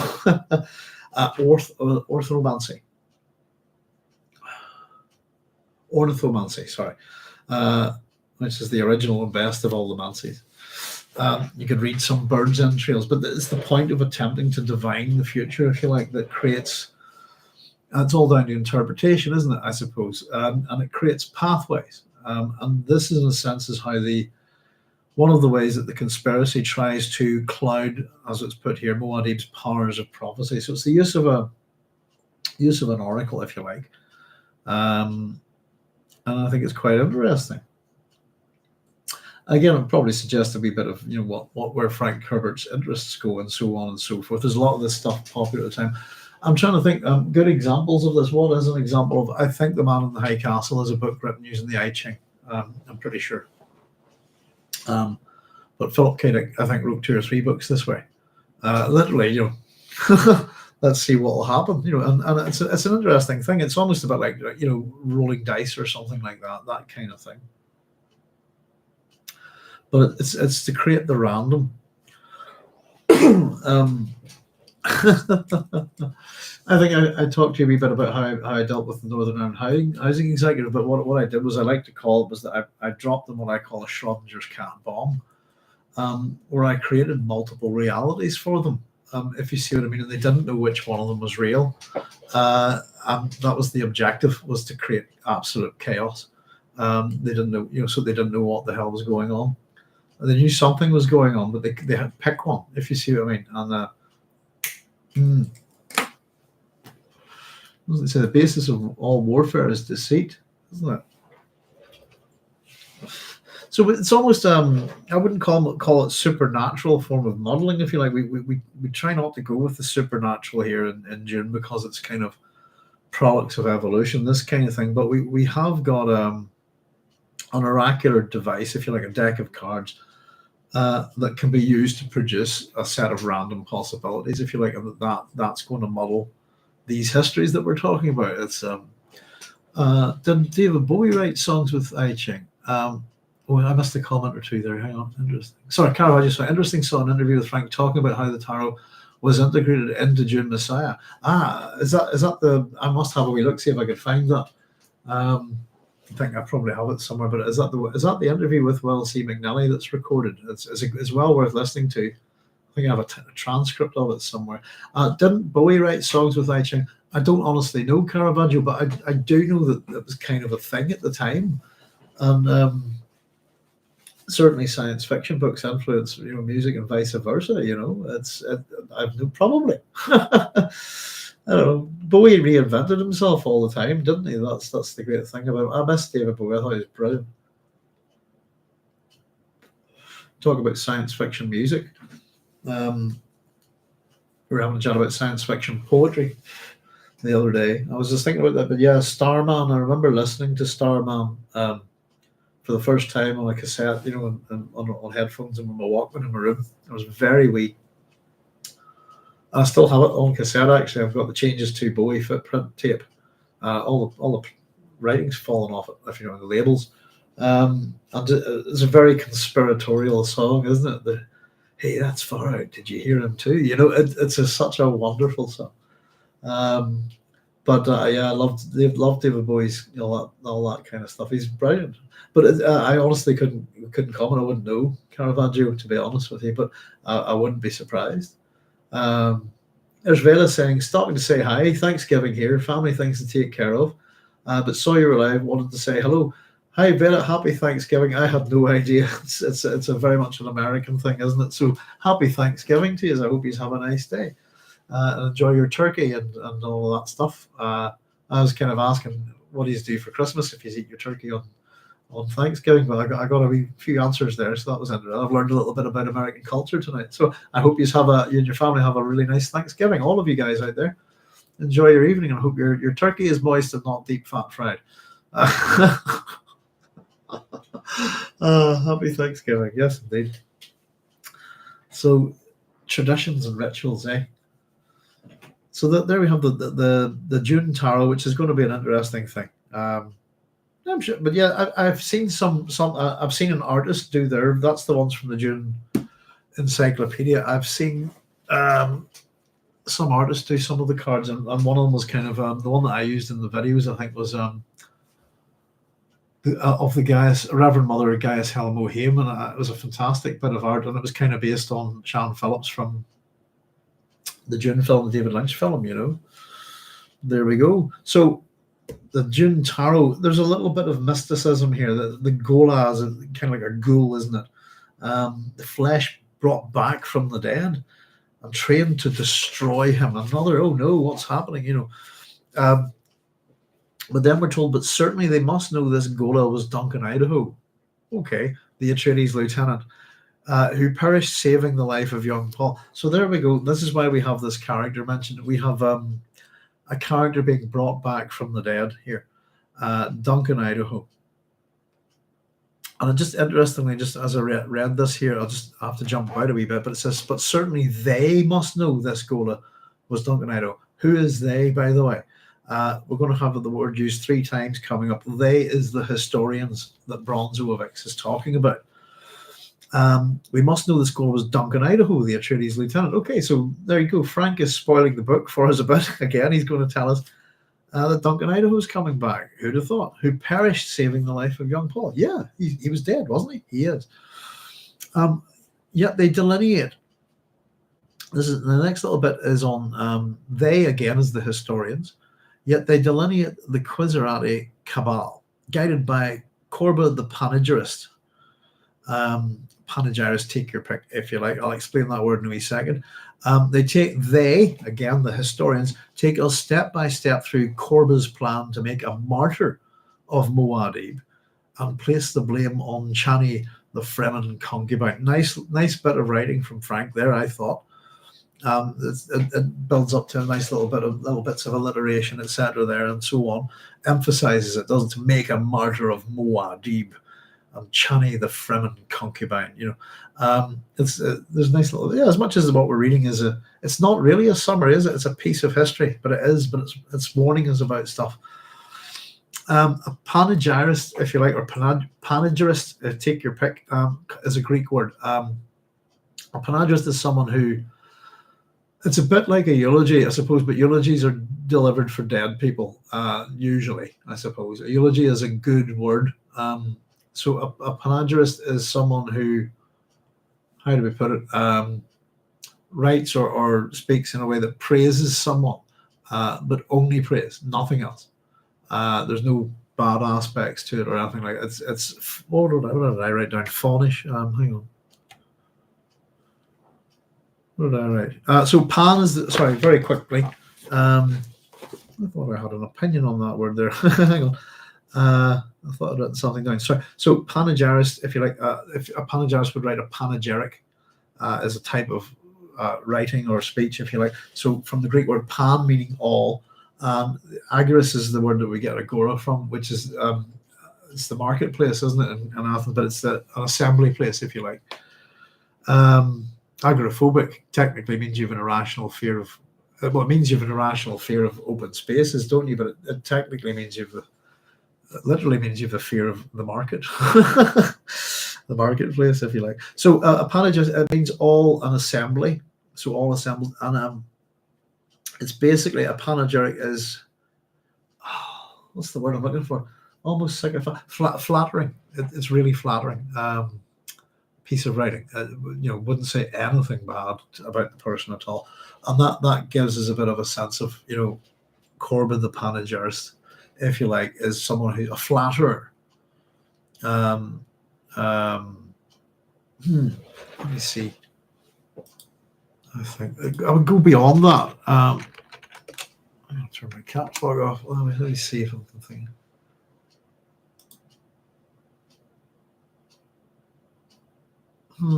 But yeah, I don't know. Obsequious, would that be something like that? I don't know. Fawning, flattery, that kind of thing. If you see what I mean, it's something you wouldn't. I would feel deeply uncomfortable if somebody wrote something about me like that. I would not want to hear it, to be honest. Just aren't you amazing? Aren't you wonderful? That's what that kind of work is like. If you like, fear of shock. Check. Very good. So there we go. So yet they delineate, they separate the Quasaratic cabal, guided by Corbin the panegyrist.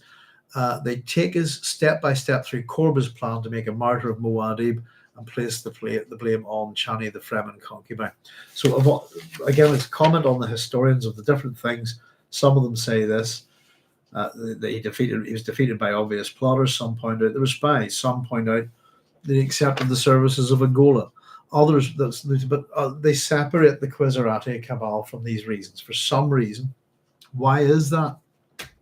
Most likely because the Quasarate are a religious group, and if we backtrack to what Bronso of IX is warning us about as we read in this chapter, it's other historians that are jealous and sectarian and have a particular viewpoint, and I think that's got to do with that. Excuse me. And of course, I'll place the blame on Chani. What a very religious thing to do, is blame the woman for it. So this is the question that Bronso of IX asks us in this first chapter. How can any of this explain the facts as history has revealed them? And he tells us that they cannot. So how can any of these events explain what really happened as a proper historical inquiry would show? And it says that they can't. It's only through the lethal nature of prophecy that we can understand, and here it comes, is the failure of such enormous and far-seeing power. Failure.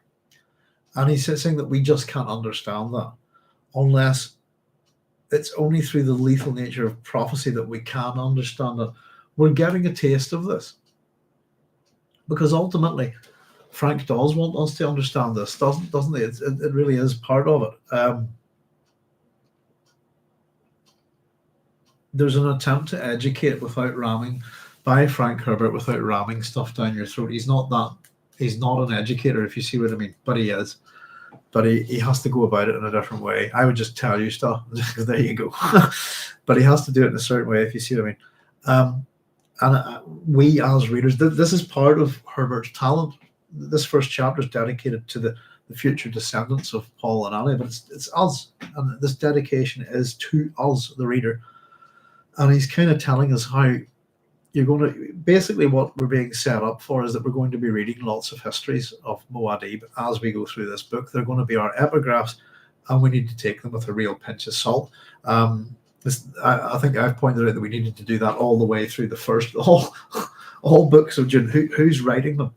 And it remains a consistent question that we have to ask. There is, in a sense, some far future historian or author at work over the whole thing.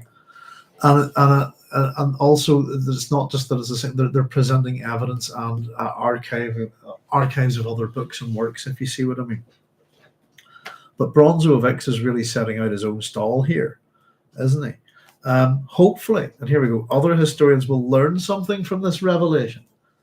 What revelation? His revelation.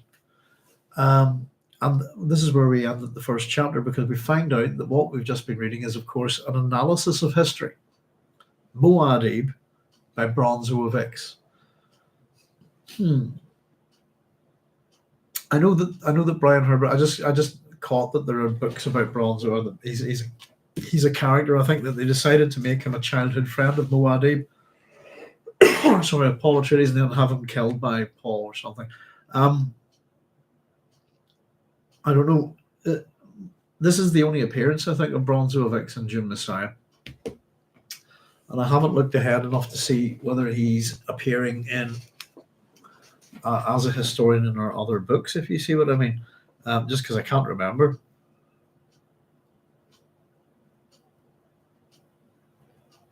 But he's in the suggestion is that Bronso of IX is a historian who's trying to go about his business as a historian. Yohani Butler, yeah. Let's see. What am I looking for? Bronso. Let's see, is he on here? I don't think he is. Another deceptive. And it's interesting that the one place where Herbert does get so many of his ideas is Samuel Butler's Erewhon, and you give him any chance to talk about it around name Butler, and he will not go near it, and neither will Junior. And that's the one thing, is that so many of Herbert's ideas really do come from that book, I think. But we'll see it, I think, very soon. But there we go, an analysis of history. And history is to inquire, as I would tell you. Historian, from the Greek verb to inquire into something. So history is not things that happened in the past. Things that happen in the past are things that happened in the past, as I like to point out.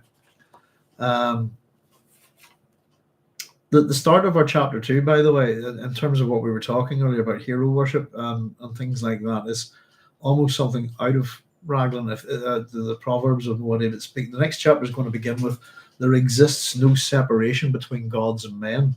One blends softly casual into the other, is very true. So there we go. It's a lovely little recap. The chapter 1 almost reads like another prologue, but it doesn't. It jumps forward. What is past is prologue, isn't it?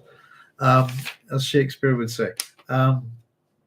What's past is prologue, and we've got what's past. The prologue almost acts as a dramatis personae as well, and that we get those key characters identified: Paul, Lady Jessica, Duncan, Alia, Chani, Princess Irulan. It's a female-heavy cast, isn't it, this time? Again, possibly another part of the inversion. I suppose, yeah, there are subtle hints here. We're being told to pay attention here. Most historians, they're jealous, they're sectarian, etc. but it says something that such a person can arouse such passions, if you see what I mean. And people are easily roused, aren't they? There's that religious prescription of mechanical computers used by the ancients. I think is also quite interesting there. A little reference to the Atreides, but it's kind of just brought a number of things back to mind that we should remember about these people, I suppose. And first and foremost is that they're Atreides, you know. Oh goodness, but there we go. That was relatively painless at the start into the book. I just thought we would. I didn't see any point in just going, let's do the prologue, 2 pages, and then, you know. So sorry for a little bit of a slow start to it today. I just thought we'd read a few wee things just relevant, and try and bring in a few wee quotes from Frank about Dune Messiah before we got going. I'm sure I've got plenty more to dig up. So this is the book that Frank himself considered hardest to write, and I suppose really you think about, if you are going to write a trilogy that's conceived at the very beginning, you know, as a trilogy, then this is the book that looks to the next one and the previous one. This is the Janus facing book, isn't it? And it was very nice to actually find a wee quote there to hear Frank talking about the Janus aspect. And within this book, I suppose the Janus aspects are there's loads of them. They're riddled with them, to be honest with you. It's a bit like the archetypes. There are just tons of them, but particularly Janus aspects, we can go on all day. There are so many of them, but they're not necessarily male. You know, Janus, the Roman god, would have 2 male heads, but Janus heads can have male and female, young and old. They I think I've put about 3 of them, I think, in the videos whenever we talk about them in the chapter on the hero. And if anybody's, I suppose I know there's a couple of people here from Northern Ireland, or you know, maybe from Ireland, that watch the show. For anybody who doesn't know, I suppose Wikipedia, if you'd like to have a look at a place called White Island, isn't it? There we go. Now, if you're looking on Wikipedia, you would search for White Island in County Fermanagh. And is the island situated on Lower Loch Earn in Northern Ireland. And you can have a look at some of the figures there if you'll see them, which is quite. I know all about this place, but I've not managed to get over there. You need a boat to get to it. Obviously, I suppose being an island, just but the White Island figures of Loch Earn you'll see. Now, they're quite an interesting bunch of figures. Ah, there we go. We were talking about the first is presumed to be a shield and a gig. These aren't the figures I'm talking about, though. They're supposed to be, or maybe it is them. They're supposed to be Janus head on White Island. First figure is shield and a gig. Second figure represents a Christ figure. Third is an abbot. Fourth is possibly David with hand pointing to his mouth. Fifth and sixth identified by Hickey as Christ with griffins and Christ the warrior with sword and shield. Seventh figure is uncarved and thus blank. The eighth figure is a frowning head. I had something about this. Not that, actually. I don't know. Let me see if I can find something.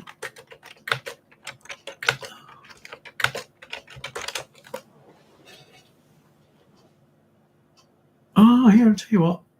I'm probably do you know something? There you go. There's an example of. No, I'm not wrong. Yeah, they were carved by even before the White Island figures. Janus heads, Boa Island. Getting my islands mixed up. The figures on White Island are very good. Let me see. Stone figure, Boa Island. After Bav, Celtic goddess of war.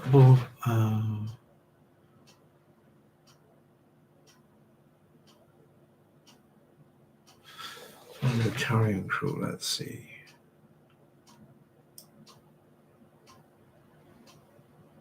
Yeah. Some Lusty Island figure which was removed. Oh, moved the bone. Right. Let me just see. 2 anthropomorphic carved statues known as the Boa Island figure and the Lusty Moor Island figure.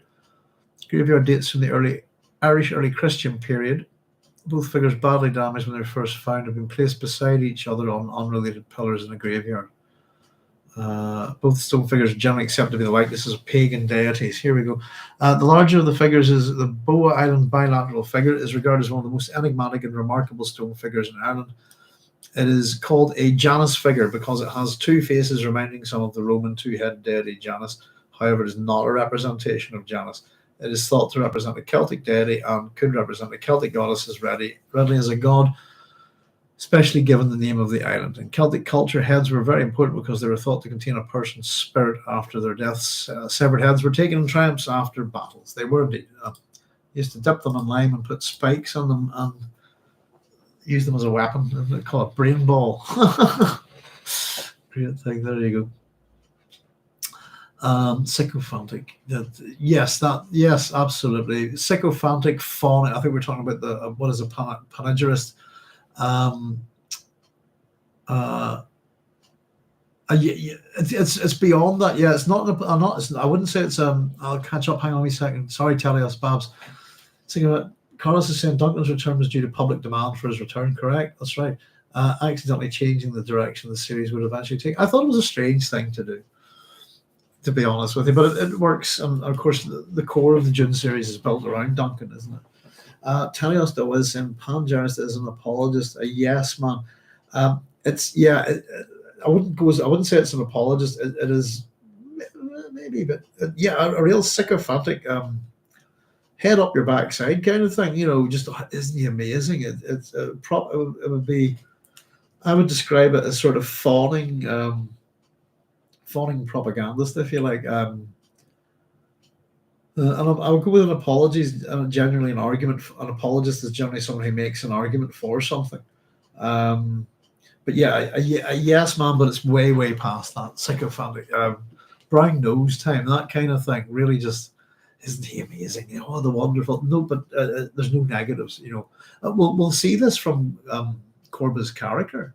And there's Corba is one of we've met Corba quite a bit in Dune. Corba is one of the Feda King.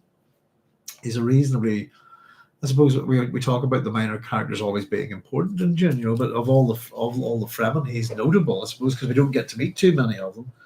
And as Frank is going to point out, this is a death commando who's become a priest. And I think it's something about is there nothing more absurd? Got kind of things like that here in Northern Ireland, actually, believe it or not.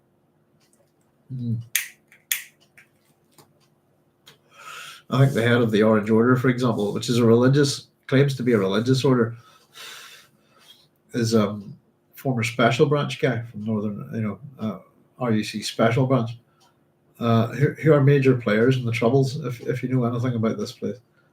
But yeah, total brown nose. I was saying panegyrics are kind of, it's a bit like a eulogy, Babs, but it's and I suppose I don't know if I wrote a eulogy for somebody. I've written one from my mum. I've got to write one for my dad at some point. But you would still balance it if you see what I mean.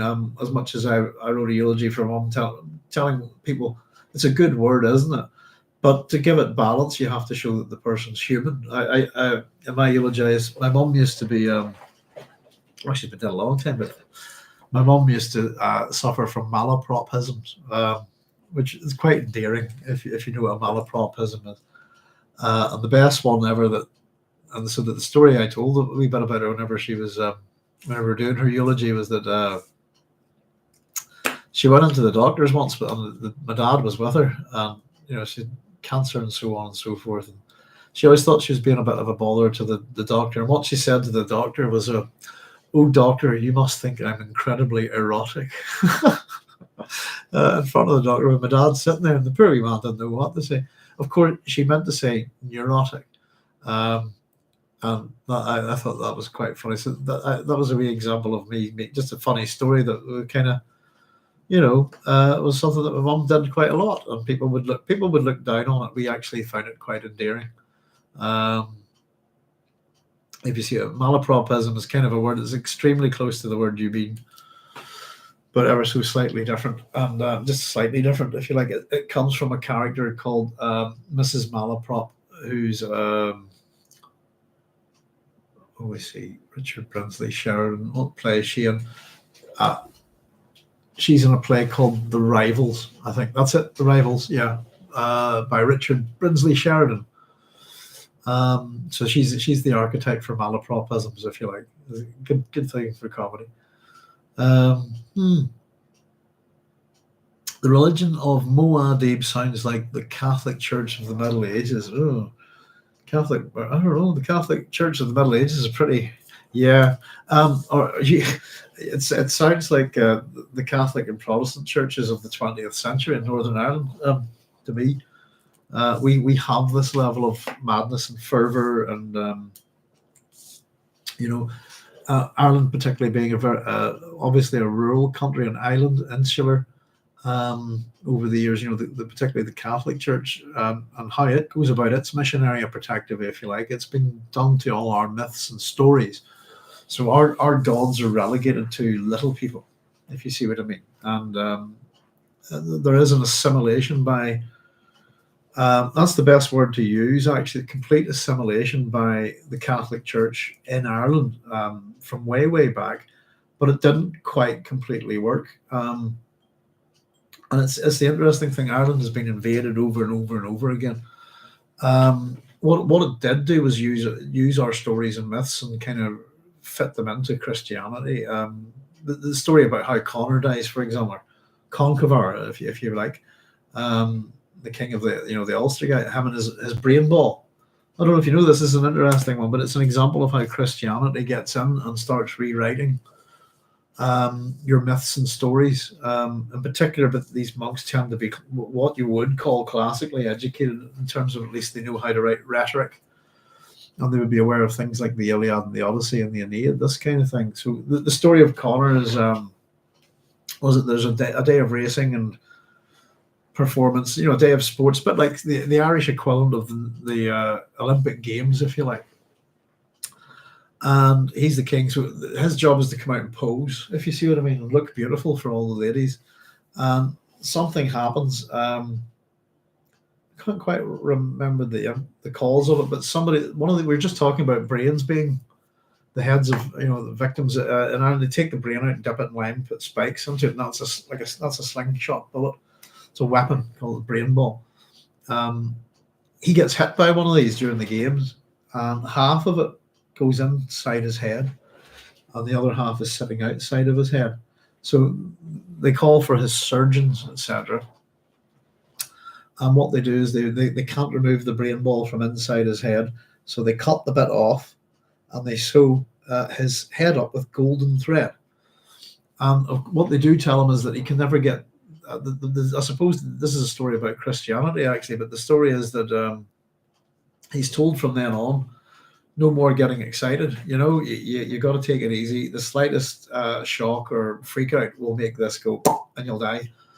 And of course, so he kind of can't go out and do all the sports and things and pose for ladies. So the gist of the story is that he takes it easy for a wee while and he's okay. But then one day a messenger arrives, and the messenger comes in and tells him about this guy called Jesus Christ.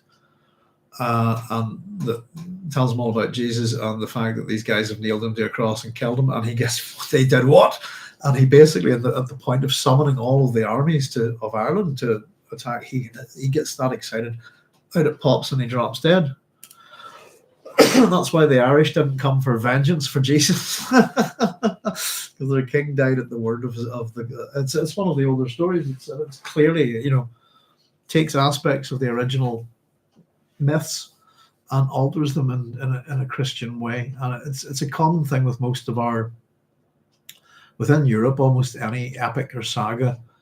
Who can write, who can read, who's writing these things, what aspect of them is in their writing, and you can almost probably usually determine with a lot of these manuscripts and old books that they're monastic or Christian in origin, if you like, but that they're taking the local stories, the local flavors, and trying to change them and alter them in a similar way. But I'd point out that there's similarities between the Iliad and the Uliad, the Toynbee Killy, if you like, and that there are aspects of Achilles that are, for example, aspects of Cuchulainn, Contemporary of Phil McCool, best name for Phil McCool's associated with a large part of he's Phil McCool. What do you mean a contemporary of Phil McCool? Yes, probably. Actually, that's he's also our kind of giant, isn't he? I live near what's called the Giant's Causeway. Phil McCool, son of Cooley, cool. Phil McCool. Some lovely artwork of these guys.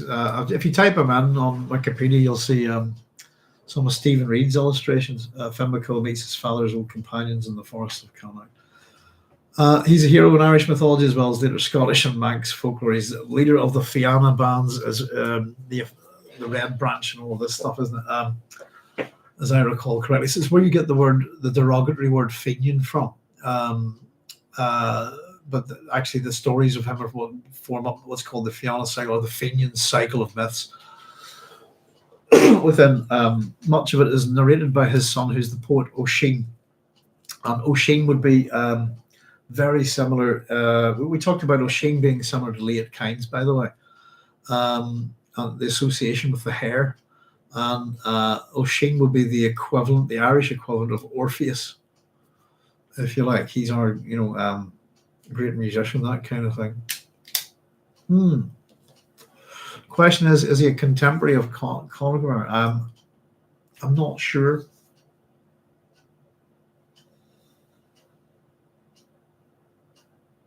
The Giant's Causeway, if you want to look it up on Wikipedia, is a really interesting place. Dungeons and Dragons is partly filmed there. Game of Thrones filmed there. It's the place with all the weird octagonal and hexagonal stones, which are actually basalt columns. There's the Salmon of Wisdom. I'm not sure. It's a different set of myths. This is the Fenian cycle. So I don't know. I don't know. You see, by taking that story, you would be inclined to place the story of Conor in the time of Christ, wouldn't you? There you go. Legend has it he built the Giant's Causeway as stepping stones to Scotland, so as not to get his feet wet. There's supposedly another giant that lived on the other side, and they used to have a bit of a fight. But yeah, the Giant's Causeway is one of our biggest tourist attractions. I suppose the other one would be, not a lot of people really know about Mossenden Temple. It's quite nice. You'll see, you wouldn't see it in Game of Thrones because they removed it, and it was the one building that wouldn't have looked out of place, if you see what I mean. So it's a different set. It's a different cycle of stories. Cuchulainn and all of those guys are the Ulster cycle. I suppose we have the mythological cycle, the Ulster cycle, the Fenian cycle, and there's another one as well, isn't there? But my old brain's not remembering it. But yeah, it's a great name for. We've got a lot of good names with that, like that over here. Cooley, McCool is a good Irish name. As is Finn. Funnily enough, my cousin in Australia, I don't know if you're old enough, her children are called Finn and Tara, and they're twins, and they were born. We got a phone call on 9/11, and they'd just been born. The twins were born just before the twin towers came down. That's interesting. But they're Finn and Tara is what their names are.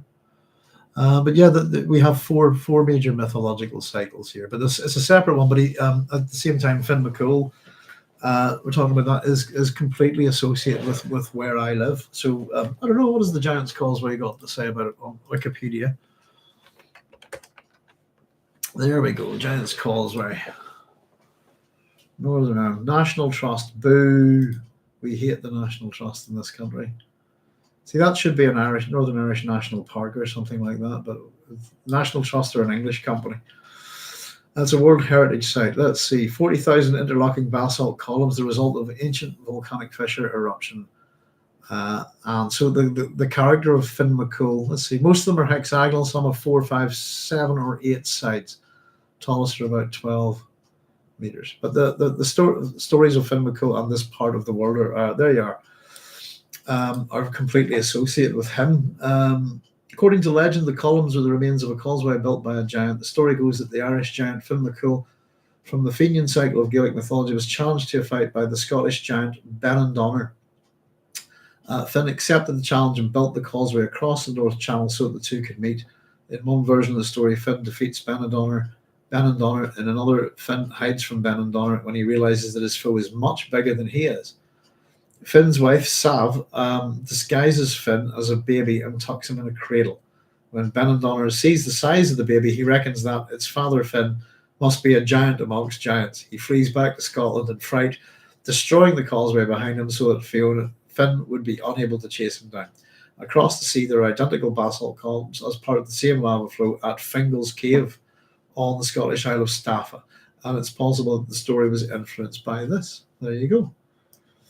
You can see a nice, on Wikipedia, there's a lovely engraving of by Susanna Drury of the Giant's Causeway. But it would be one of our major tourist sites, I suppose. There's all sorts of, there's the chimney stacks. It's a lovely area. If somebody was visiting me, I would have took them down there to take them around,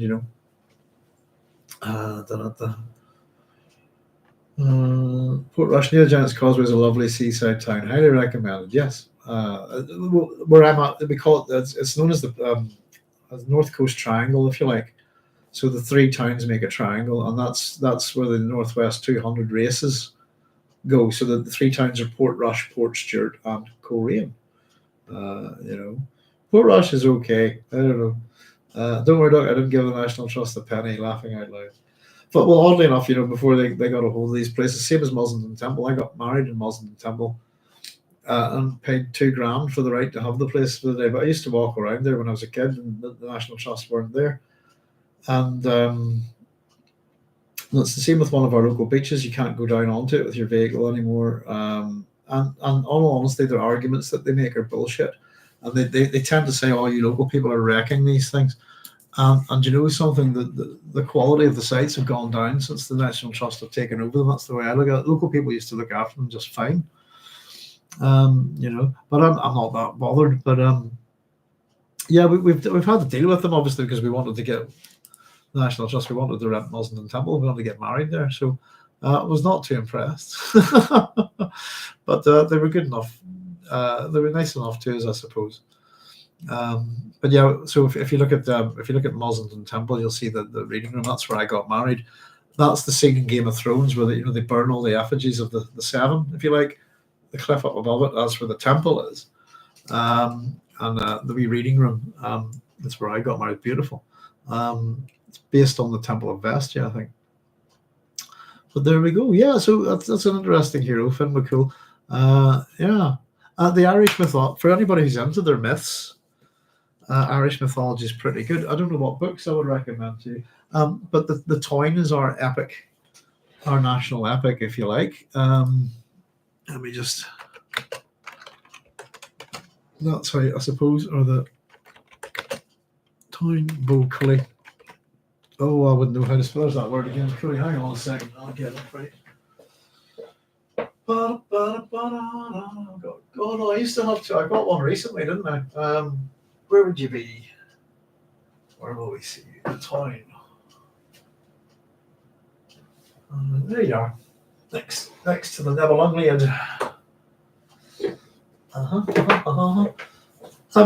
It's funny enough, actually. I feel quite bad about this. I'm going to tell you a wee quick story about Comic-Con this year. But I went up to Comic-Con in Belfast, just outside actually, this year. With the hope of going up and seeing, you'll get writers and comic book illustrators, etc., etc. There we are. Hang on, let me just type this in for you.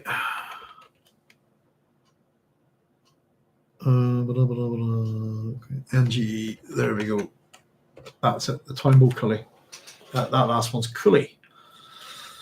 And there you go. There's that relic of the bull. There you go. The character of our nation, I suppose, is contained within it. That our epic is our greatest hero is the ultimate guerrilla warfare. Nutter. Basically, think Rambo, and then amplify Rambo with I don't know the ability of 10,000 steroid injections is kind of what you get with Cuchulainn when he. Well, how does this translator puts it? When he becomes crooked, is it? But it's Thomas Kinsella, I think, is a really good translation. As he termed it the phrase warp spasm. So the Irish heroes warp out, if you like, as much as the Viking Norse heroes would be kind of go berserk. The level of it's something similar, but much worse. So it's a great story. The boyhood deeds of Cuchulainn, guerrilla tactics, etc., etc. But when I was up at let me just see if I can get this frame because I felt so bad about it. As usual, let me see, graphic novel. There's a Toynbee Cully graphic novel.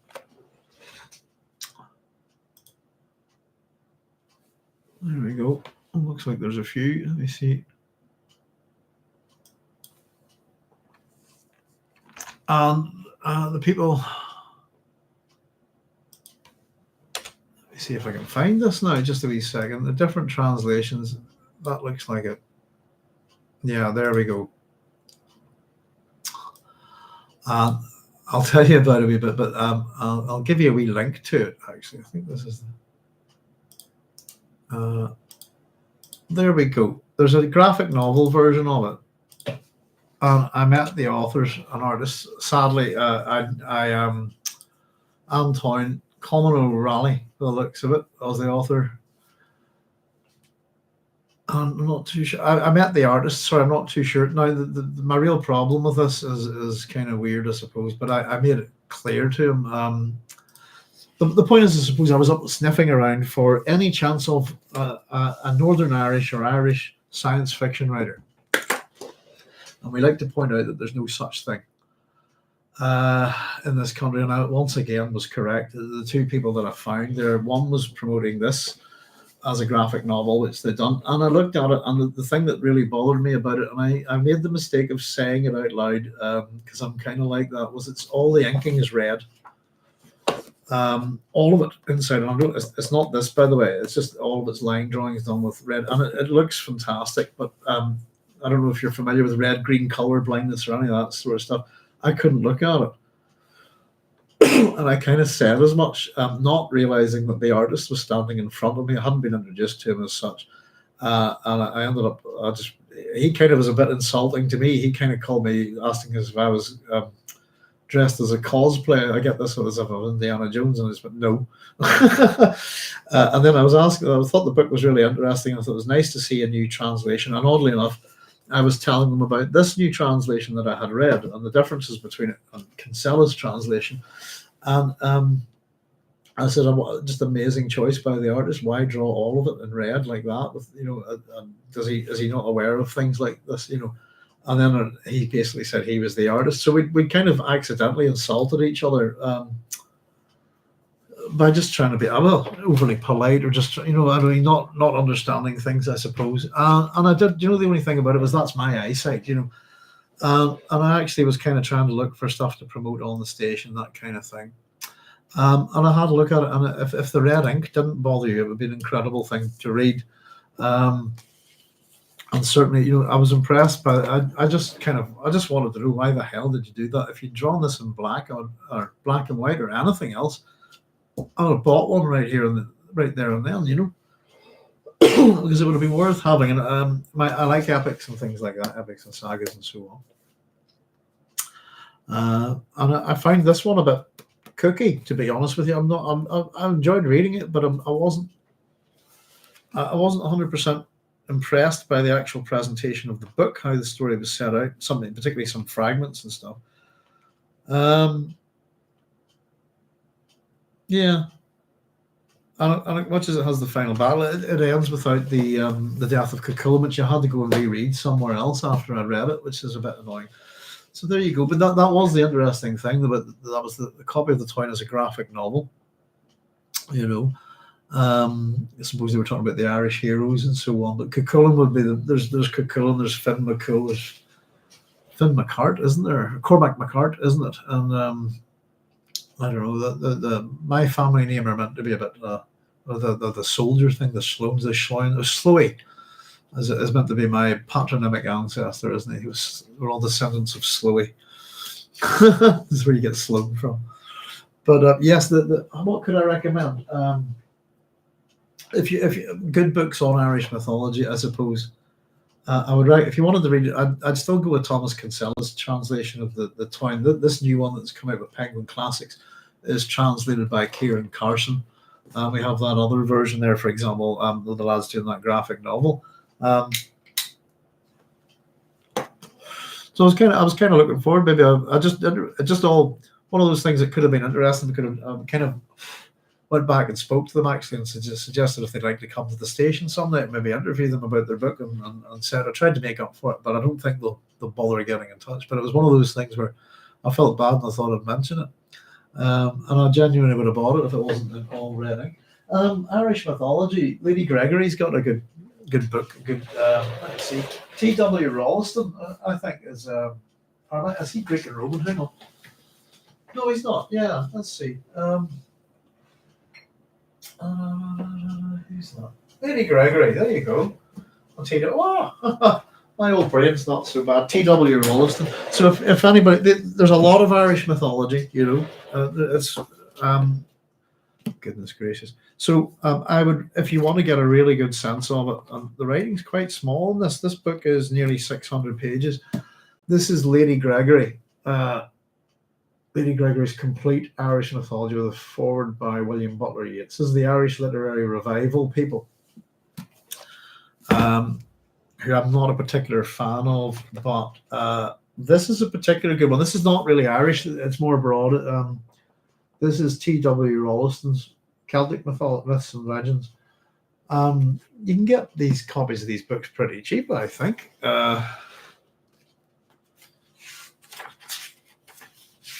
And it's pretty good. Let me just see. Contents. So it would give you the Celts in ancient history, the religion of the Celts, the Irish invasion myths, the early Milesian kings, tales of the Otonian cycle, tales of the Oceanic cycle. That's Oceanic cycle, I should have pronounced it. The voyage of Meldon, myths and tales of the Cymrians. So it's mostly Irish, and then it's the gods of the House of Dawn, gods of the House of Lear, and Arthur and his kin. So it's Irish and Welsh mostly. There's some Scottish. I think there's some Scottish stuff in it. And it's a really good book. And gives you a good reintroduction to all sorts of things, and it includes sort of some classical, aspects. For example, I'll give you, as you can see, I've highlighted this aspects that are within Celtic mythology or in Egyptian myths. Wonderful wee book. I don't know when it was written. Let me see.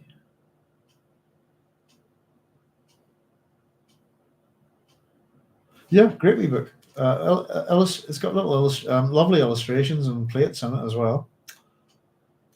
And I think over here we have a shop called The Works. It used to be called Bargain Books. You find these kind of books in them because they're a bit old, if you see what I mean. But you can pick them up really cheap, and they're absolutely worth it. I wonder, can I get a publication plate on this? T.W. Rolleston. 1900s, I think.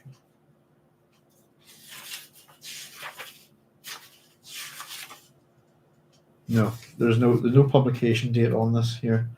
Here we go. Hang on, we're published 1994. This edition, Celtic. It's just. I'm not sure about that.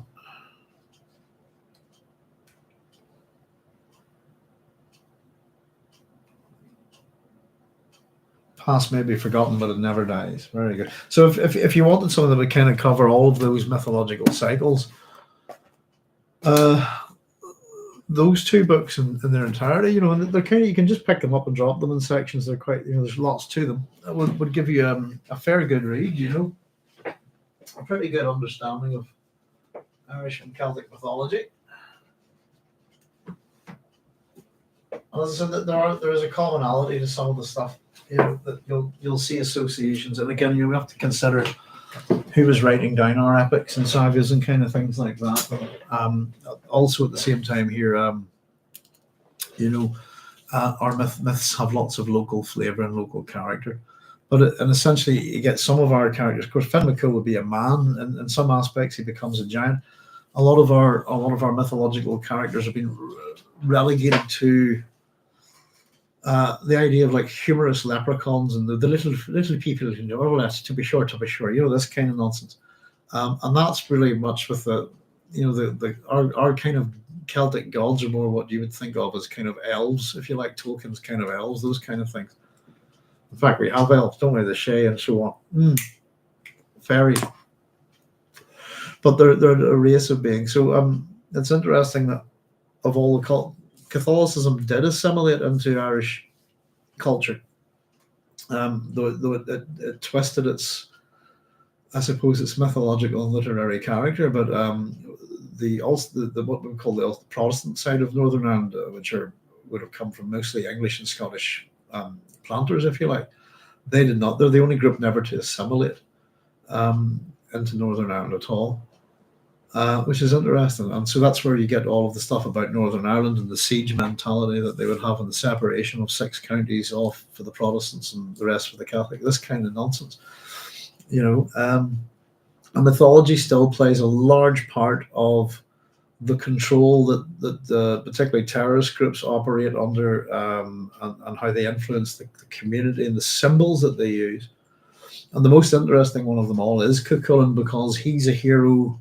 Cuchulainn is a hero to both the Irish Republican, terrorists and so on and so forth. He's also a hero to the Ulster Protestants and stuff. He's the Ulster hero. His nickname is the Hound of Ulster.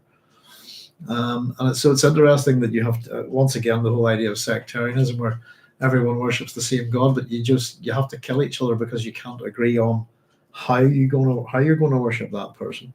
The other aspect is that they also use the same mythological characters to represent their ideals, and so it's interesting. Cuchulainn's particularly interesting in this country, and Cuchulainn means Hound of Cullen. By the way, it's a nickname. His original name is Setanta. So that's who we're talking about. But yeah, Finn McCool's, they all really, these are the major characters of our mythological cycles. Finn McCool, Cuchulainn, O'Sheen, these kind of guys, and yeah, we've got many quite good heroes. And our like most myths and epics, ours are particularly really violent. But there's a lot of unique things and character to the Irish myth. So if anybody wants to read the Toy Never, it's basically a war fought over 2 bulls, if you like. I'll give you the synopsis. The quote is lovely, by the way. It starts off with a quote: "His cheek peeled back from his jaws, so you could see lungs and liver flapping in his throat." There you go. I've often said that the Iliad and the Odyssey, the Iliad in particular, a ridiculously violent book. So, for jealousy of her husband's prize bull, Maeve, Queen of Connacht, takes her people to war to steal its match from Ulster, the legendary brown bull of Cooley. With the Ulstermen stricken by a curse, only the youthful Cuchulainn stands against Connacht's assembled armies. But in feats of supernatural strength and extravagant violence, he sets about bloodily disassembling them. Full of black comedy and brutal action, the Toyn, the longest and most important tale of the Ulster cycle, is the great epic of Irish folk literature, and the heroic, monstrous Cuchulainn, one of the most mercurial, engaging characters in any literature. This edition is the critically acclaimed translation by Kieran Carson, accessibly captures the excitement, humor, and earthiness of the Toyn.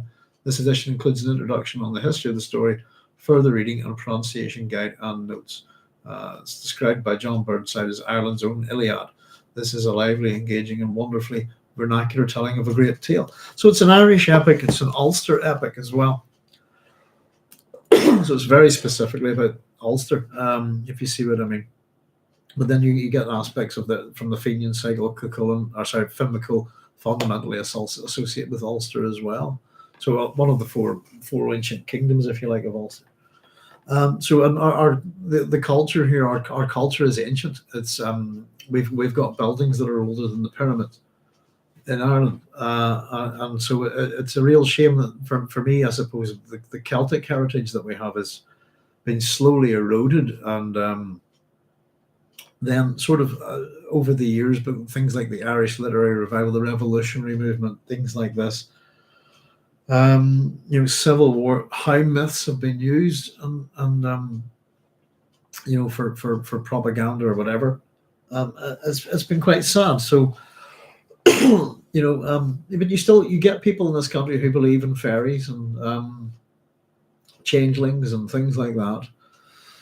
And banshees, and if you hear the wheel of a banshee, you're going to die before the next day. This kind of. But they're great books, and Caravaggio, those two books in particular, very easy to read. I think both of them are probably about 100 years old. Lady Gregory's is a wee bit older, possibly. The problem, as I said, with the Irish literary revival, you get people like Yeats and Gregory and so on and so forth, is that they're trying to create.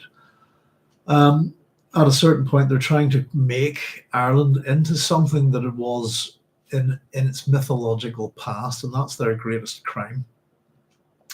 And it's associated with our politics in Ireland way up until the 1960s. And if you read, things by Yeats and stuff, it's the kind of idea that the farmer in the field the subsistence farmer digging in a field for his spud. What a noble thing that is! As I sit in my Dublin tea house, never having lifted my fat ass off this chair and done a hard day's work, it's that kind of thing. If you see what I mean, and it really is a product of nobility and what you would call I suppose the Protestant ascendancy.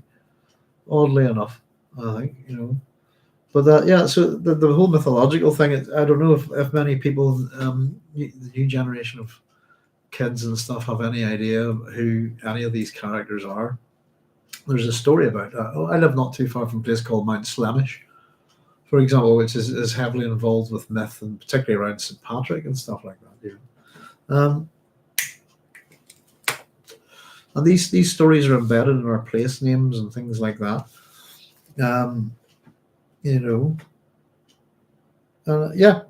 Great read. Town Book Collie is a good read. I've read them all, but I would have a hard time remembering individual stories, etc. I suppose the ones my favorite stories about.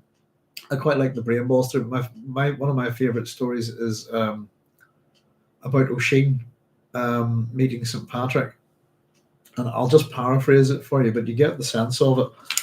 And it's interesting that this story survives. I think in some ways they're kind of stories that creep into things, and you wonder how, especially when you're aware of how that these things have been edited and changed over the years. You wonder how they get there, how they've managed to stay there. And I'd say, for example, the Book of Ecclesiastes in the Old Testament is an interesting one. But particularly if you understand, how these stories are written and the influence of Christianity upon them, and how they've been slightly changed. So the story is that O'Sheen marries we'll call her a fairy bride for the purposes of the story, and he basically goes off on his honeymoon with her. And I think there's a magical island in our mythology that appears off the west coast of Ireland every 7 days. I think it's called High Brazil. And so they go there, I think. Basically, they go to the fairy realm, and he spends a couple of weeks, meeting the in-laws, having his honeymoon. And then basically he decides it's time to go home for a bit. And he decides to head home. So he heads home. The idea is that basically something like 400 years have passed, I think. So Sheen's talking about, the times when he hung around with Finn McCool, and not that I'm getting the right people right, but probably with where are Cuchulainn and all these things. So what happens is he meets St. Patrick, and O'Sheen's on his horse, and the idea is that he meets St. Patrick along the road, and he goes, what's going on? Where is everybody? And he tells him his story, and St. Patrick figures it out. Basically says, you're O'Sheen. All the people that you knew, they're all dead. Long ago. Time has passed. So the idea that a trip to this fairy world, time is different, if you see what I mean. And he basically tells him that all his friends are not only dead, but because they died before the word of Christ was brought to Ireland, that they're all in hell, burning for all time. This kind of thing. Now, you get the gist of how these things work, actually, if you understand where the concept of hell and how it gets into Christianity. etc., etc. But you get the drift, and basically, the story goes. I'm sure it's an apocryphal story of some kind that St. Patrick offers to baptize, Oisin, so he can, go to heaven and all of this kind of stuff. And Oisin basically presents him with the logic of it and says, "So you're telling me that I can either, if I die without being baptized, I go to hell, where all my friends are, or I get baptized and I go to heaven, or I'll be alone." And he says, "I think I'd rather be in hell with my friends." And the story is that he gets off his horse, sets his foot on the ground, and ages 400 years instantly and dies. And I would assume goes to hell to be with his friends. I think is the Christian ideal of that story. I get a much better thing. I get very much a Promethean thing from it. I think Oisin is. I think it's an admirable story for the wrong reasons, I suppose, if you get me. But there you go. Well, listen, folks. If anybody's got any wee questions or anything, we're just heading up to midnight. I've got a wee bit of Fanta and a bit of a smoke left, or anybody wants to ask anything, we'll just start wrapping up. But yeah, Irish mythology is great, by the way, and there's a point maybe we're long down the road. Who knows what tomorrow brings? But maybe we will eventually get to God Emperor of Dune with our book club. But whenever we do get there, something that I'd like to look at in tandem with it, in terms of where and when it's published, if you like, is Frank Herbert's The White Plague, which is his Irish book. And it's the book that the way I heard it put was, and I don't know who said this, but it might have been Frank himself, I don't know. It was the book that alienated Frank from his American audience. And the main reason that I think has been suggested for it, and I thought this would be worth looking at for that reason, is because of the use of Irish mythology and Irish history and Irish terms within it, and it kind of has a similar structure to Dune and so on. And it comes out around, you see, it's often why people would wonder, why would I tell you that I've often pointed out that I think the Fremen, as much as they're made up of many, many different cultures, by the time we get to the Dune, God Emperor of Dune, I would tell you that the Northern Irish, and especially in what we were, there's some things in there that they'll line up perfectly with the cultures in this country, So our introductory, the precede here is that by Fintan Craig Donaghy is that there's a lust for power in the Irish, as there is in every people, a lusting after the ascendancy, where you can tell others how to behave. It is a peculiar shape with the Irish, though. It comes of having lost our ancient ways, the simpler ways, the wrath and the family at the core of society. Romanized governments dismay us. They always resolve themselves into widely separated ascendants and subjects, the latter being more numerous than the former, of course. Sometimes it's done with great subtlety, as it was in America, the slow accumulations of power, law upon law, and all of it's manipulated by an elite whose monopoly is to understand the private language of injustice. Do not blame the ascendants. Such separation requires docile subjects as well. This may be the lot of any government, Marxist Russians included. There's a peculiar human susceptibility you see when you look at the Soviets, them building an almost exact copy of the Tsarist regimes, the same paranoia, the same secret police, the same untouchable military and the murder squads, the Siberian death camps, the lid of terror on creative imagination, deportation for the ones who cannot be killed off or bought off. It's like some terrible plastic memory sitting there in the dark of our minds, ready on the instant to reshape itself into primitive patterns the moment the heat touches it. I fear for the shape of things which may come from the heat of O'Neill's plague. Truly I fear, for the heat is great. And that's the first page of The White Plague, but it begins with, may the hearthstone of hell be his bed rest forever. Old Irish curse, And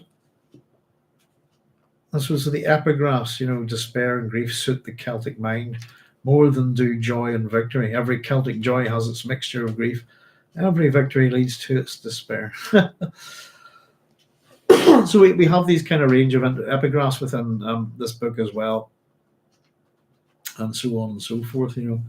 I was thinking about just, sometimes in how we talk, I was laughing there the other day thinking, I think I said to somebody on here that I describe walking my dog sometimes as like taking the Denby Stones for a walk. And just had probably occurred to me that probably not one of you would know what that means. Dear, and I thought I should explain that. So, but I have one big dog and one little dog. I don't know if anybody's ever heard of Joseph Locke. My father knew Joseph Locke a long time ago, because Joseph Locke was in the RUC. Something a lot of people don't know. If anybody, you probably have no idea who I'm talking about, but Joseph Locke was an Irish tenor. There we go. There he is. He's a real character. There's a film called about him called "Hear My Song." Yeah, there we go. Hear my song. And it's about Joseph Locke. There you go. That's how you spell his name. Oh no, it's not actually. It's Joseph. It is. It is Joseph. Born Joseph McLaughlin, known professionally as Joseph Locke. Sorry, it's Joseph with an F. Let me write that out again. That would be his stage name, wouldn't it? Irish tenor. He was in the RUC. There's a great film about him. It's "Hear My Song." Who's in it? Ned Beatty, I think, and Adrian Dunbar, possibly. There we go. Born in Derry, Ireland, he's the son of a butcher and cattle dealer and one of 9 children. He started singing in local churches in the Bogside at the age of 7 as a teenager. Added 2 years to his age to enlist in the Irish Guards, later serving abroad with the Palestine Police Force before returning in the late 1930s to join the Royal Ulster Constabulary. He passed away in 1999 at the age of 82. My dad about it. But the thing that I knew about him is he lifted the Denby Stones.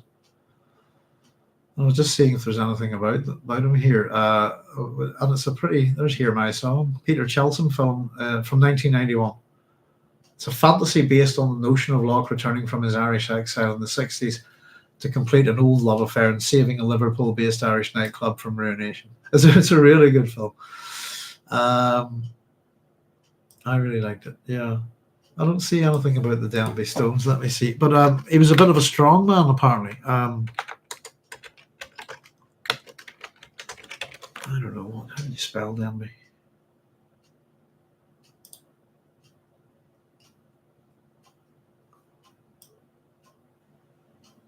No. Oh.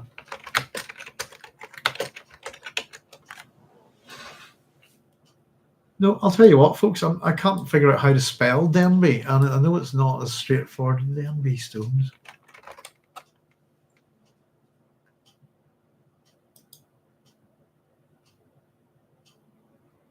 It's they were part of a strongman thing.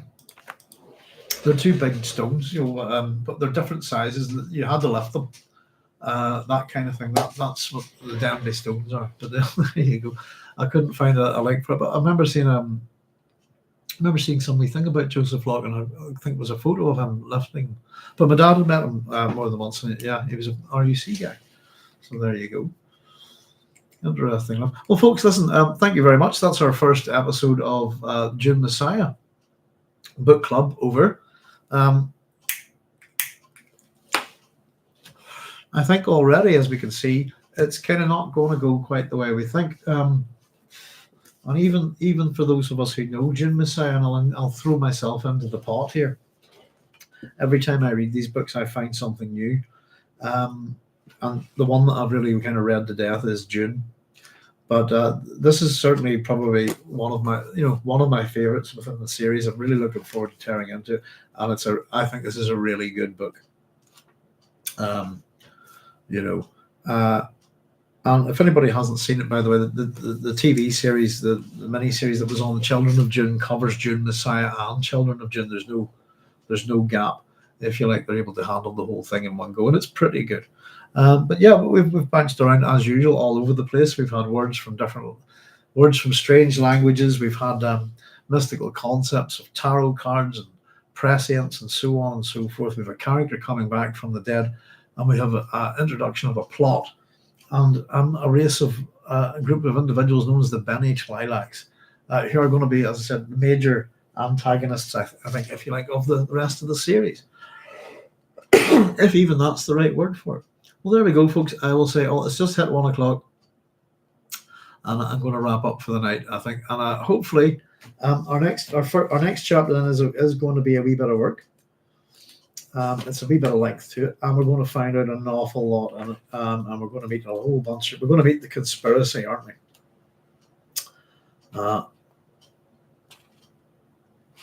Yeah, it's interesting. A few interesting things to talk about, actually, when we get into some interesting words. So I will say, as usual, folks, all the very best to you and good night. Thank you very much for your contributions, as always. It's been fun. The weather here is terrible. And I have to get my kind of cameras, all of this set up a wee bit properly. Not quite sure, but I'm on a funny kind of angle. And the idea was kind of try to get as much sci-fi books and stuff on the screen as possible, I suppose. But I'll say good night. There's Caravaggio just saying thanks to all the best. Thank you guys. All the best to yourselves. Take care no matter where you are. Look after yourselves. Be safe. And I hope the world gets a bit nicer for us all. And look after yourselves. We'll see you hopefully in about a week's time, folks. One more thing I will just say is I came off Twitter, and I know I came off it kind of abruptly, but I had a moment of realization about Twitter, and I just went no more. So we're not. It's very sad actually, because we do communicate with a few people on there. And if any of you are in touch with them, you can just say that we're just kind of doing the YouTube thing from here on in. But thank you to everybody who's said hello and stuff on there, and people like Karen who sent me wee articles and stuff from things like Variety and stuff, the things that I wouldn't read. It's been very helpful. And the most important thing he told me recently is that we read an interview where Denis Villeneuve is describing that part 2 of Dune is a war movie, which kind of left us all a bit horrified here, I think. But yeah, so it's a thing that sadly I've seen enough death in my short time on this earth, and I'm just seeing far too much of it on Twitter, and it started to occur to me that it's something a bit like, really is something a bit like the Ludovico treatment, isn't it? Almost in reverse, I think. I don't know. I started to think about algorithms and all sorts of stuff and found myself being quite unhappy about what I was being shown as opposed to what I want to see. So that's where it's a mental health. I wouldn't dare look at that for any much longer. I don't think anybody should. The idea that we should be sanitized to that level of violence, I think, is wrong. And I've seen enough in my time to know about it, I think. But there we go. So that's why I'm off Twitter, folks, and no intention of going back. But thanks to everybody who said hello and chatted and offered me things and bits and pieces there. But it's going to allow me to just concentrate on the station here. So anyway, enough nattering. It always takes me a long time to say goodnight. So I'll say all the best, folks. Take care. Good night. Remember, no matter where you go, there you are. We'll see you real soon. Good night. Bye-bye.